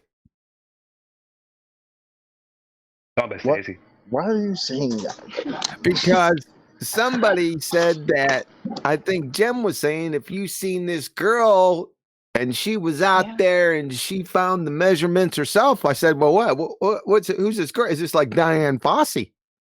Gorillas in the Mist. We're looking for her. I'm just saying I find it funny because I was writing some bars last night and I threw that in there. So the fact that you're saying it's driving me nuts right now. You got Diane Fossey in your bars.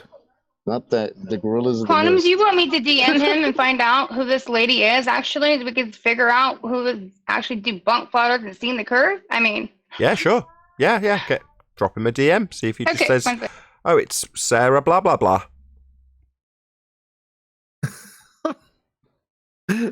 This is blah, blah, blah. Right. And my question would be, does she have some curvature on her? Silence, Legolas. I'm going to laugh, and I'm a girl, so you can feel comfortable. It's kind of funny. Sorry. The only type of curvature I believe in. Did I wake up in the bizarro world? What is going on out here, man? Absolutely. This is true science, QE. There we go. Would that be observational or? Yeah. Do you have proof or evidence? I have proof. I have evidence of proof. Let's put Dave on the spot for a change. Me? So, Dave, just out of interest, No, have you ever utilised the word science for maybe an employee or like someone you're describing stuff prior to obviously recent times? You'd say maybe, you're getting something perfectly level or whatever you're doing in your day-to-day life. Have you ever said, well, it's a science, or words to that effect? Just be honest. No, Me personally or Ted? No, But Dave. I haven't, but I can't wait till I make a mistake and one of my forms is curved or not level, and they're gonna ask me. I'm like, well, no, that is level. Curved is level. Right? I can't make mistakes. Yeah, but he didn't answer the question. Ask him again, Nathan. Sorry, I interrupted. I know. He said he didn't. I was asking. Most people, even if by accident, will do some maths. I see it all the time on YouTube. People testing cables, and then they give their qualified results based on their measurements, and say, "Look, man, this is just science. You can't argue with it." And all they've done is measure something.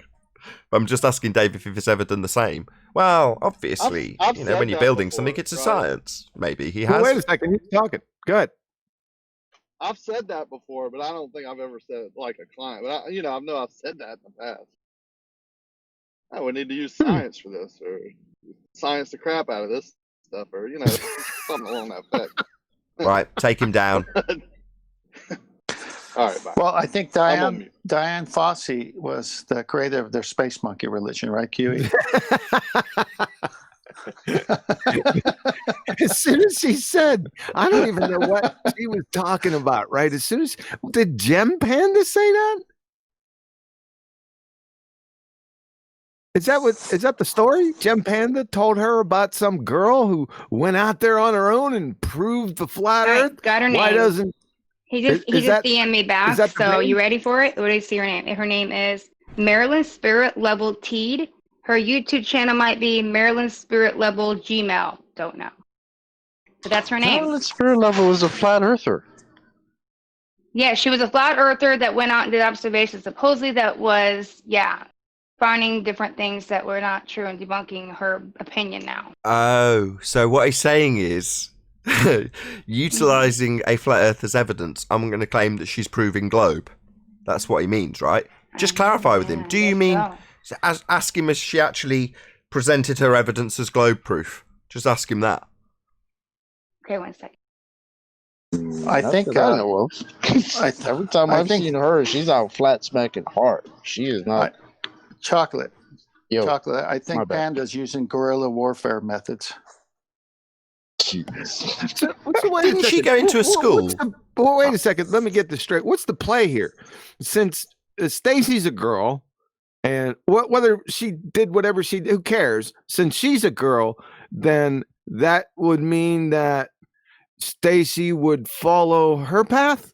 Am I in the ballpark here? You're divining his thought. You're borderline divining the motivation here, aren't you? Borderline. You put it as a question, but borderline. I'm not getting it. It is bizarre world. I hear you, but I am not going to ever switch how I feel. Because I've been to Michigan and I've seen 54 miles with my own eyes, and nobody can take that from me. And I've always known it's flat. Most gives me believe, and now I know. So these people will never take that from me. No one's going to take my welding rods from me either. You have a hypothesis for that, or? I don't need one. I have water. What? Water. This must be something that happened earlier. I didn't hear it. So That was great. Okay, I asked him basically, I said, so is she now proving the globe or curvature, like for her show? And he answered back, she shot some stuff that showed a lot of obstruction. Let me see if I can find it. Well, that's not her saying anything. If you just see a video that you're thinking has obstruction in it, and she's not claiming that, or maybe she's just saying it, she's stating it, does not mean that she's stating that it's now a globe or there's curvature. I mean, there's different ways of obstruction to happen. Sure. But just so I can enjoy my smug little moment, can I just say, called it?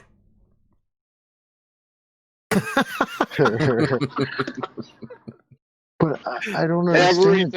She goes to schools and flat smacks people. Like, she goes to board meetings. She goes to, I mean, I don't understand what he's trying to say about her.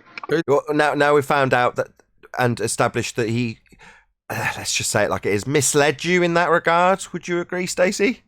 What it sure in the hell sounds like right now, because when I first asked him, his reply back was ERR.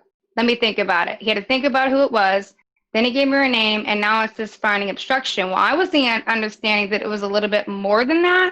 So yeah, I feel like I was misled, misinformation. Yeah, also known as lying sack of shit.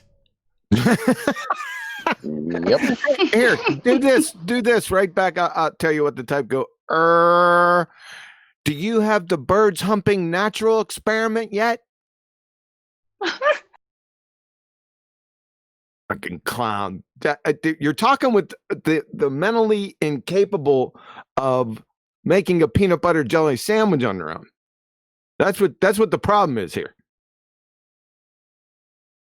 That explains why they're getting Why jammed does up Jim all the Panda time. have this big persona in the first place then? Because I don't feel like he has that much information. Why do people like put him up on this pedestal?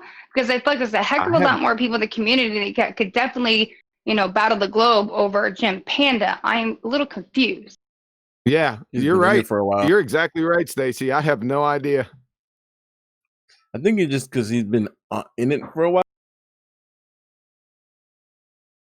Yeah, he's one of those people that doesn't do well in society, so they dedicate all of their effort in terms of building an online persona.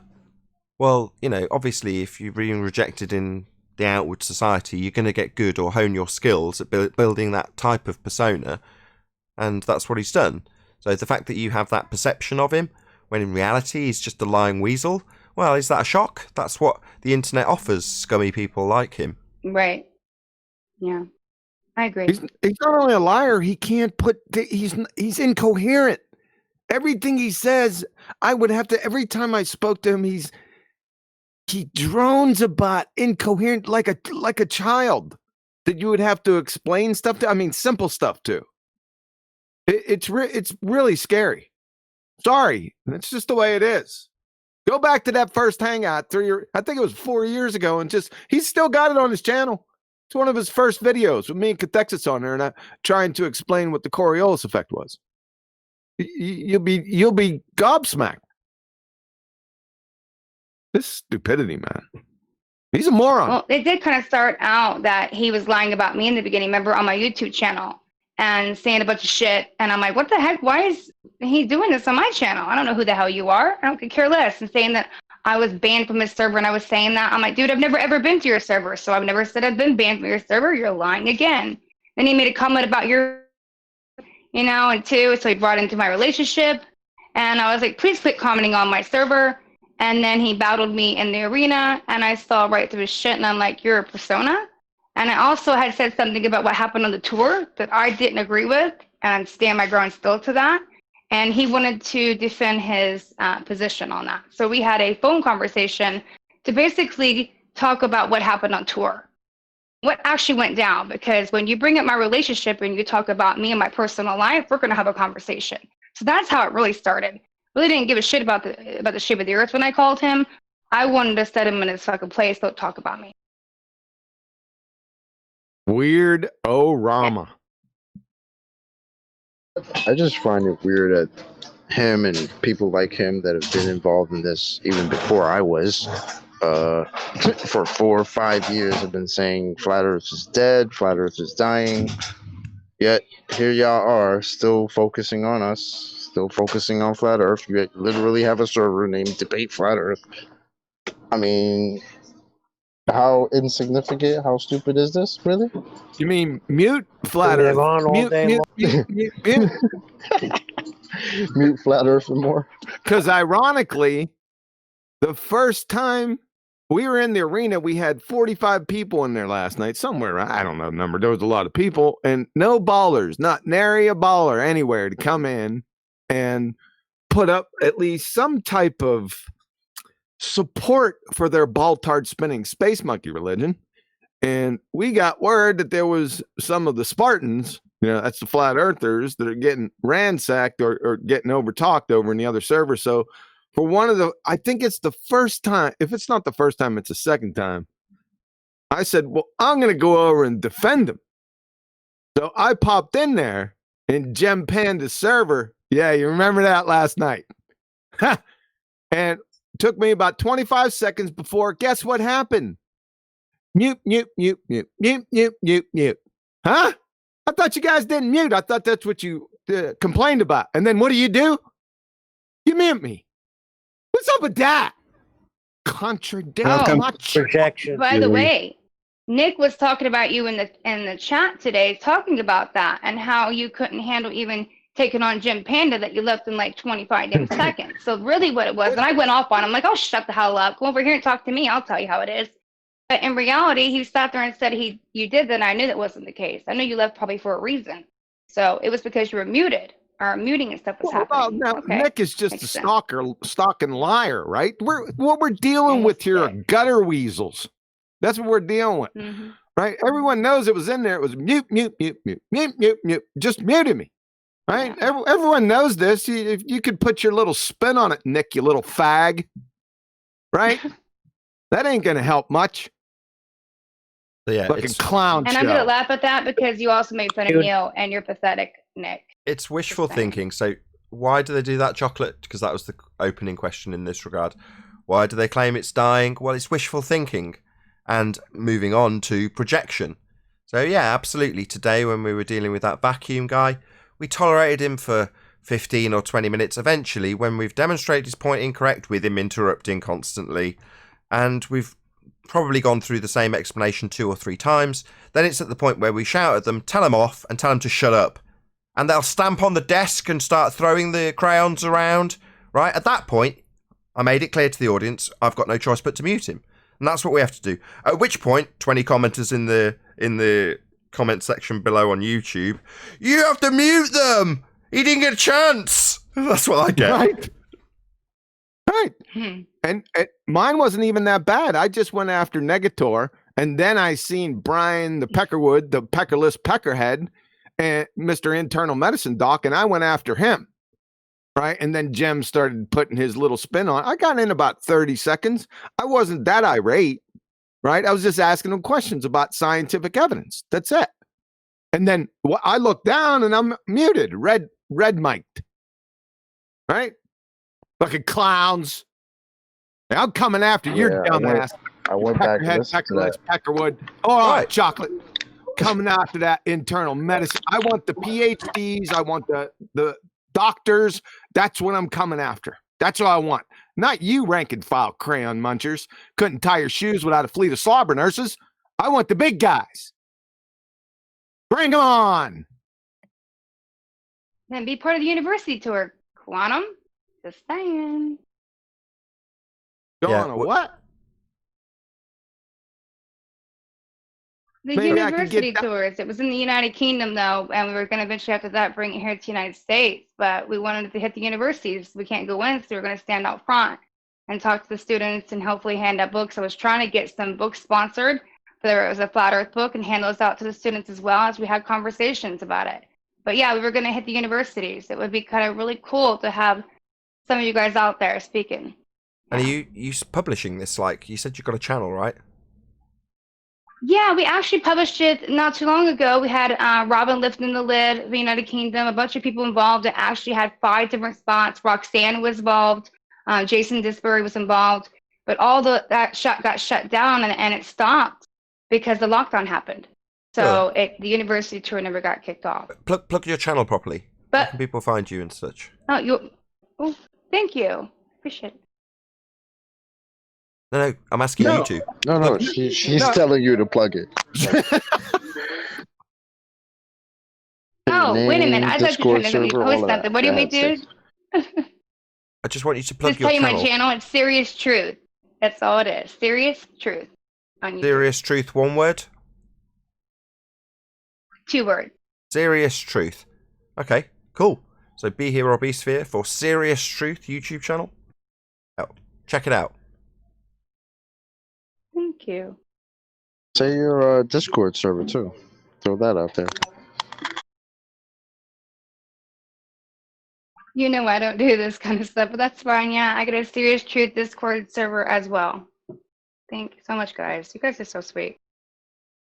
Well, we know. Tell us your favorite color. That's not relevant. Honestly, it used to be baby blue, but now it's purple. Chocolate. Chocolate. Wonderful. Because if you're publishing this stuff, hopefully more people will watch it. You said you're colorblind, so it's not relevant. And Chocolate said favorite is chocolate. Both of you had no interest at all, did you?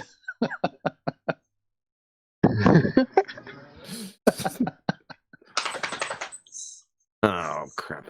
It is frustrating though. Just to get back onto the topic we were on a minute ago, the fact that we're held to totally different standards. The standards for us, the flat Earth side, is literally if you mispronounce a word, it will be scrutinised to the nth degree. On the globe side, you can stutter and stammer your way around complete and utter bullshit, have it debunked 5 times in a row, and then your entire side will claim you've won. That's the standard mismatch. Or you can have a whole panel full of people laughing at flat earthers because the flat earthers said water vapor is gas. Exactly. You can have a whole panel of clowns laughing at that, and then later on in the chat say, well, that's the only thing they got me on. I forgot. Way to go, Sean. That's exactly right. No, that's a perfect example of the mismatch in terms of standards. You can have a claim to be professor, hydrology expert, laughing away at how flat earthers claim that water vapor is gas and how stupid that is as a statement. Oh, the flat earthers think water vapor's gas. What a bunch of morons. And then your professor of hydrology pipes up, yeah, that's the stupidest thing I've ever heard. You're like, oh my God, nobody in the comments is picking them up on this or critiquing them for us. We have to spend 3 straight days doing it before they'll even concede. That's how mismatched this argument is. But doesn't that speak volumes? It's because we've got the winning side of the argument. Therefore, it doesn't matter. Literally, you stutter over a word. Oh, well, his argument's void. Only for 2 days. Or we could have not responded and left them to actually let that sink into their subconscious, and then later when they bring it up in a more important argument, completely rip the rug from underneath them. But yeah, that takes we have to. Can I give the full quote? The seduction. Responding. Let's have the full. Just call him Sean Phil. Hawkins. This water gas thing is all they have on me, and I only thought that for a day or 2. Nathan Oakley still can't do a simple meters to kilometers conversion. Correct. Perfect example of the mismatched standards that apply. I'll mistakenly trip up in a sentence in describing something that will be endless video fodder for morons. Literally their side of the argument, and a professor no less, will spend 3 straight days claiming that water vapor is not gas. Just like I say, the standards are so mismatched. But that's because we're on the winning side of the argument, and if you're on the losing side of the argument, you've got to have really low standards to argue your case. And they have.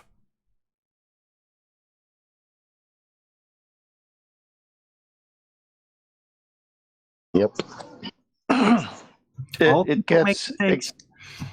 It gets lower than that. I just had to report Sean Hawkins for putting something on my cooking channel, a harassment statement. I mean, wow. Really, you would do that on the family type show? Vanished from my comments altogether. So I would imagine that there's been multiple complaints about him for harassment or bullying or whatever, because, you know, I don't ban people on the main channel. But although that said, Arwin, I've been meaning to ask you this for a few days. Have you banned Sean Hawkins from Nathan Oakley 1980? No, I haven't banned anyone. No, I didn't think you would have done. I've been meaning to ask, but as you can probably tell, I assume that was the case by what I've just stated. So I think that what's happened is he's just been so abusive to people. So many reports have gone in that he's not showing up in people's chats, because a few people were asking me, were like, "Where's Sean?" I was like, I don't know, I'm not his bloody keeper. You know, I don't know. But yeah, he's just vanished. And then he sent me a snotty email asking me why I banned him. It's like, I haven't banned you, not that I replied. But it's like, oh, right, okay, so he's vanished from the chat. Well, clearly, if you're reporting him, I would imagine that's been the case. He showed up on the Arena YouTube chat with a sock named Bunny Ears with Nathan Thompson's face as his profile. That's how much of a loser this guy is. So is that him? He's having to use sock accounts. So maybe his main account has been... Yes, that's him. How do you know it's him? Miggy told me. Somehow he knows that. And he said it while he was in the chat, and he didn't deny it. So I'm going to assume that that's him. So. Yeah, I mean, YouTube are tightening up their regs in terms of the comments, especially. You know, they're getting much stricter. So, you know, as much as it's been tolerated at a societal level, i.e. the people who come to the shows and see the kind of spew that we have to deal with, they have accepted it. But in terms of just general society standards, it's like, as I've said many times, the chat is the pits, the comments are the pits, and YouTube can't, like, exclude the general standards from us. So, you know, the people who attack us in the most vicious ways, they're going to fall victim to the standards that are laid down to everybody on this platform. You know, I'm just going to sit back and laugh. You know, oh, right, you think I've banned you? No. It's just you are a total bastard. And society says no. So, yeah, more for you for being that kind of person, i.e. horrible. Well, what happened was he was always in chat on your show challenging me, 10th Man, to go to Jose J.G. Gonzalez. And I said, come here. I don't go to that show. I'll talk to you here. First of all, I don't even want to talk to you, but if you want to talk to me, come over here. So I'm over there at Emma UK's channel, and he pops up there, and he sees that I'm there, but he doesn't say anything. So I just wait till others are talking to him. And then after a long silence, time passing, I say, hey, Sean, you're here. You've been challenging me all the time. We're on the different channel. We're not on Nathan. We're not on Jose's. Let's do it right here. So we went at it. And he rage quit, but then he posted saying that I rage quit. But last man standing was me, and everyone's saying, where did he go? And then he came back, and then Emma had to get him out of there because he became abusive in whatever way to her standards, and she banned him from that show particularly. And next thing you know, he's posting things projecting on me what he did. Wait, hold on. So he rage quit, and then outside of the hangout, after he rage quit, he's talking about how you rage quit as you're still in there. Wow. He left. He left. He came back and rage quit twice, basically. Well, the second time, Emma just kicked him out. And I'm sitting there, last man standing, on the channel. So how could I rage quit? How can you say I rage quit when I'm still there on the show and you left? Oh my God! Shit like that, you get screenshots of shit like that. So that's why this person went on my cooking channel, which is a family-oriented channel, and harassed me there. Now I have had to report him. And we'll see what happens. I mean, my goodness, you can get me anytime you want. Don't go to my cooking channel and harass it. I got family and friends looking at that. It's deny and Sean, project. that's loser tactics, bro. Well, they all do it. Three teeth handed to you, some shit like that. This is gutter dwelling. Yeah, they all do it. Deny and then project. So they'll say, first and foremost, I haven't said that. So in terms of Professor, my bad, just Phil Bell, no, I didn't say that. No, I never claimed that was the stupidest thing I've ever heard when laughing along at how you guys understand implicitly that water vapour is gas. No, I didn't say how stupid that was. No. That's what they'll do. They'll completely deny their own statements. Like they vanish. Mr. Sensible, who said, well, at best you've disproved the radius of Earth, then went on to deny he ever said it. Repeatedly to his audience. And they all swallowed it. And Anthony's like, here he is saying it. And he's still in the comments going, I didn't say that. You couldn't make this stuff up. So to then take it one step further, in their own mind, how convoluted and stupid they are, to say, no, what I have just done is what they just did. If I say it, if I just make up a story about how they did what I did, I can project all of that onto them, relinquishing myself of any responsibility for my own actions. That's how deluded they are. That's scary delusional, man. It's scary out there, dudes. OMG. Shocking. You know, early on, I had in the cooking show, I had Baller come on. I think I've had a couple at least, but for sure one. He came on. He knew I punned. He punned with me. We had a laugh. We kept it very sweet between each other. Comments were not at all bad. But he was a baller, and now I'm a flat earther. And I thanked him for subscribing. I hope you enjoyed the recipes. And it was real nice. And he knew how to handle that forum there. But this guy didn't. He wants to carry something over there that he shouldn't do. And with that, I'm going to say a huge, massive, enormous thank you to both Discord and G Plus panels for making today's after show possible. And of course, a massive thank you to you in both Nathan Oakley and Nathan Oakley 1980 premiering streams for hopefully smashing the super chat, liking, commenting, sharing, subscribing, and all that good stuff. Be sure to check out nathanoakley.com and the Flat Earth Debate Forum to keep up to date with the community debate. I've been Nathan Oakley, and I'll see you all in the next video.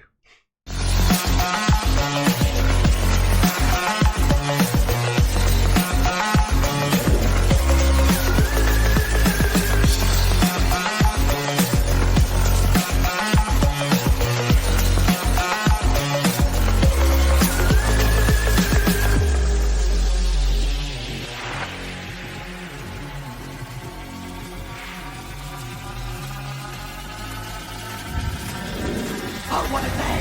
What a lovely day!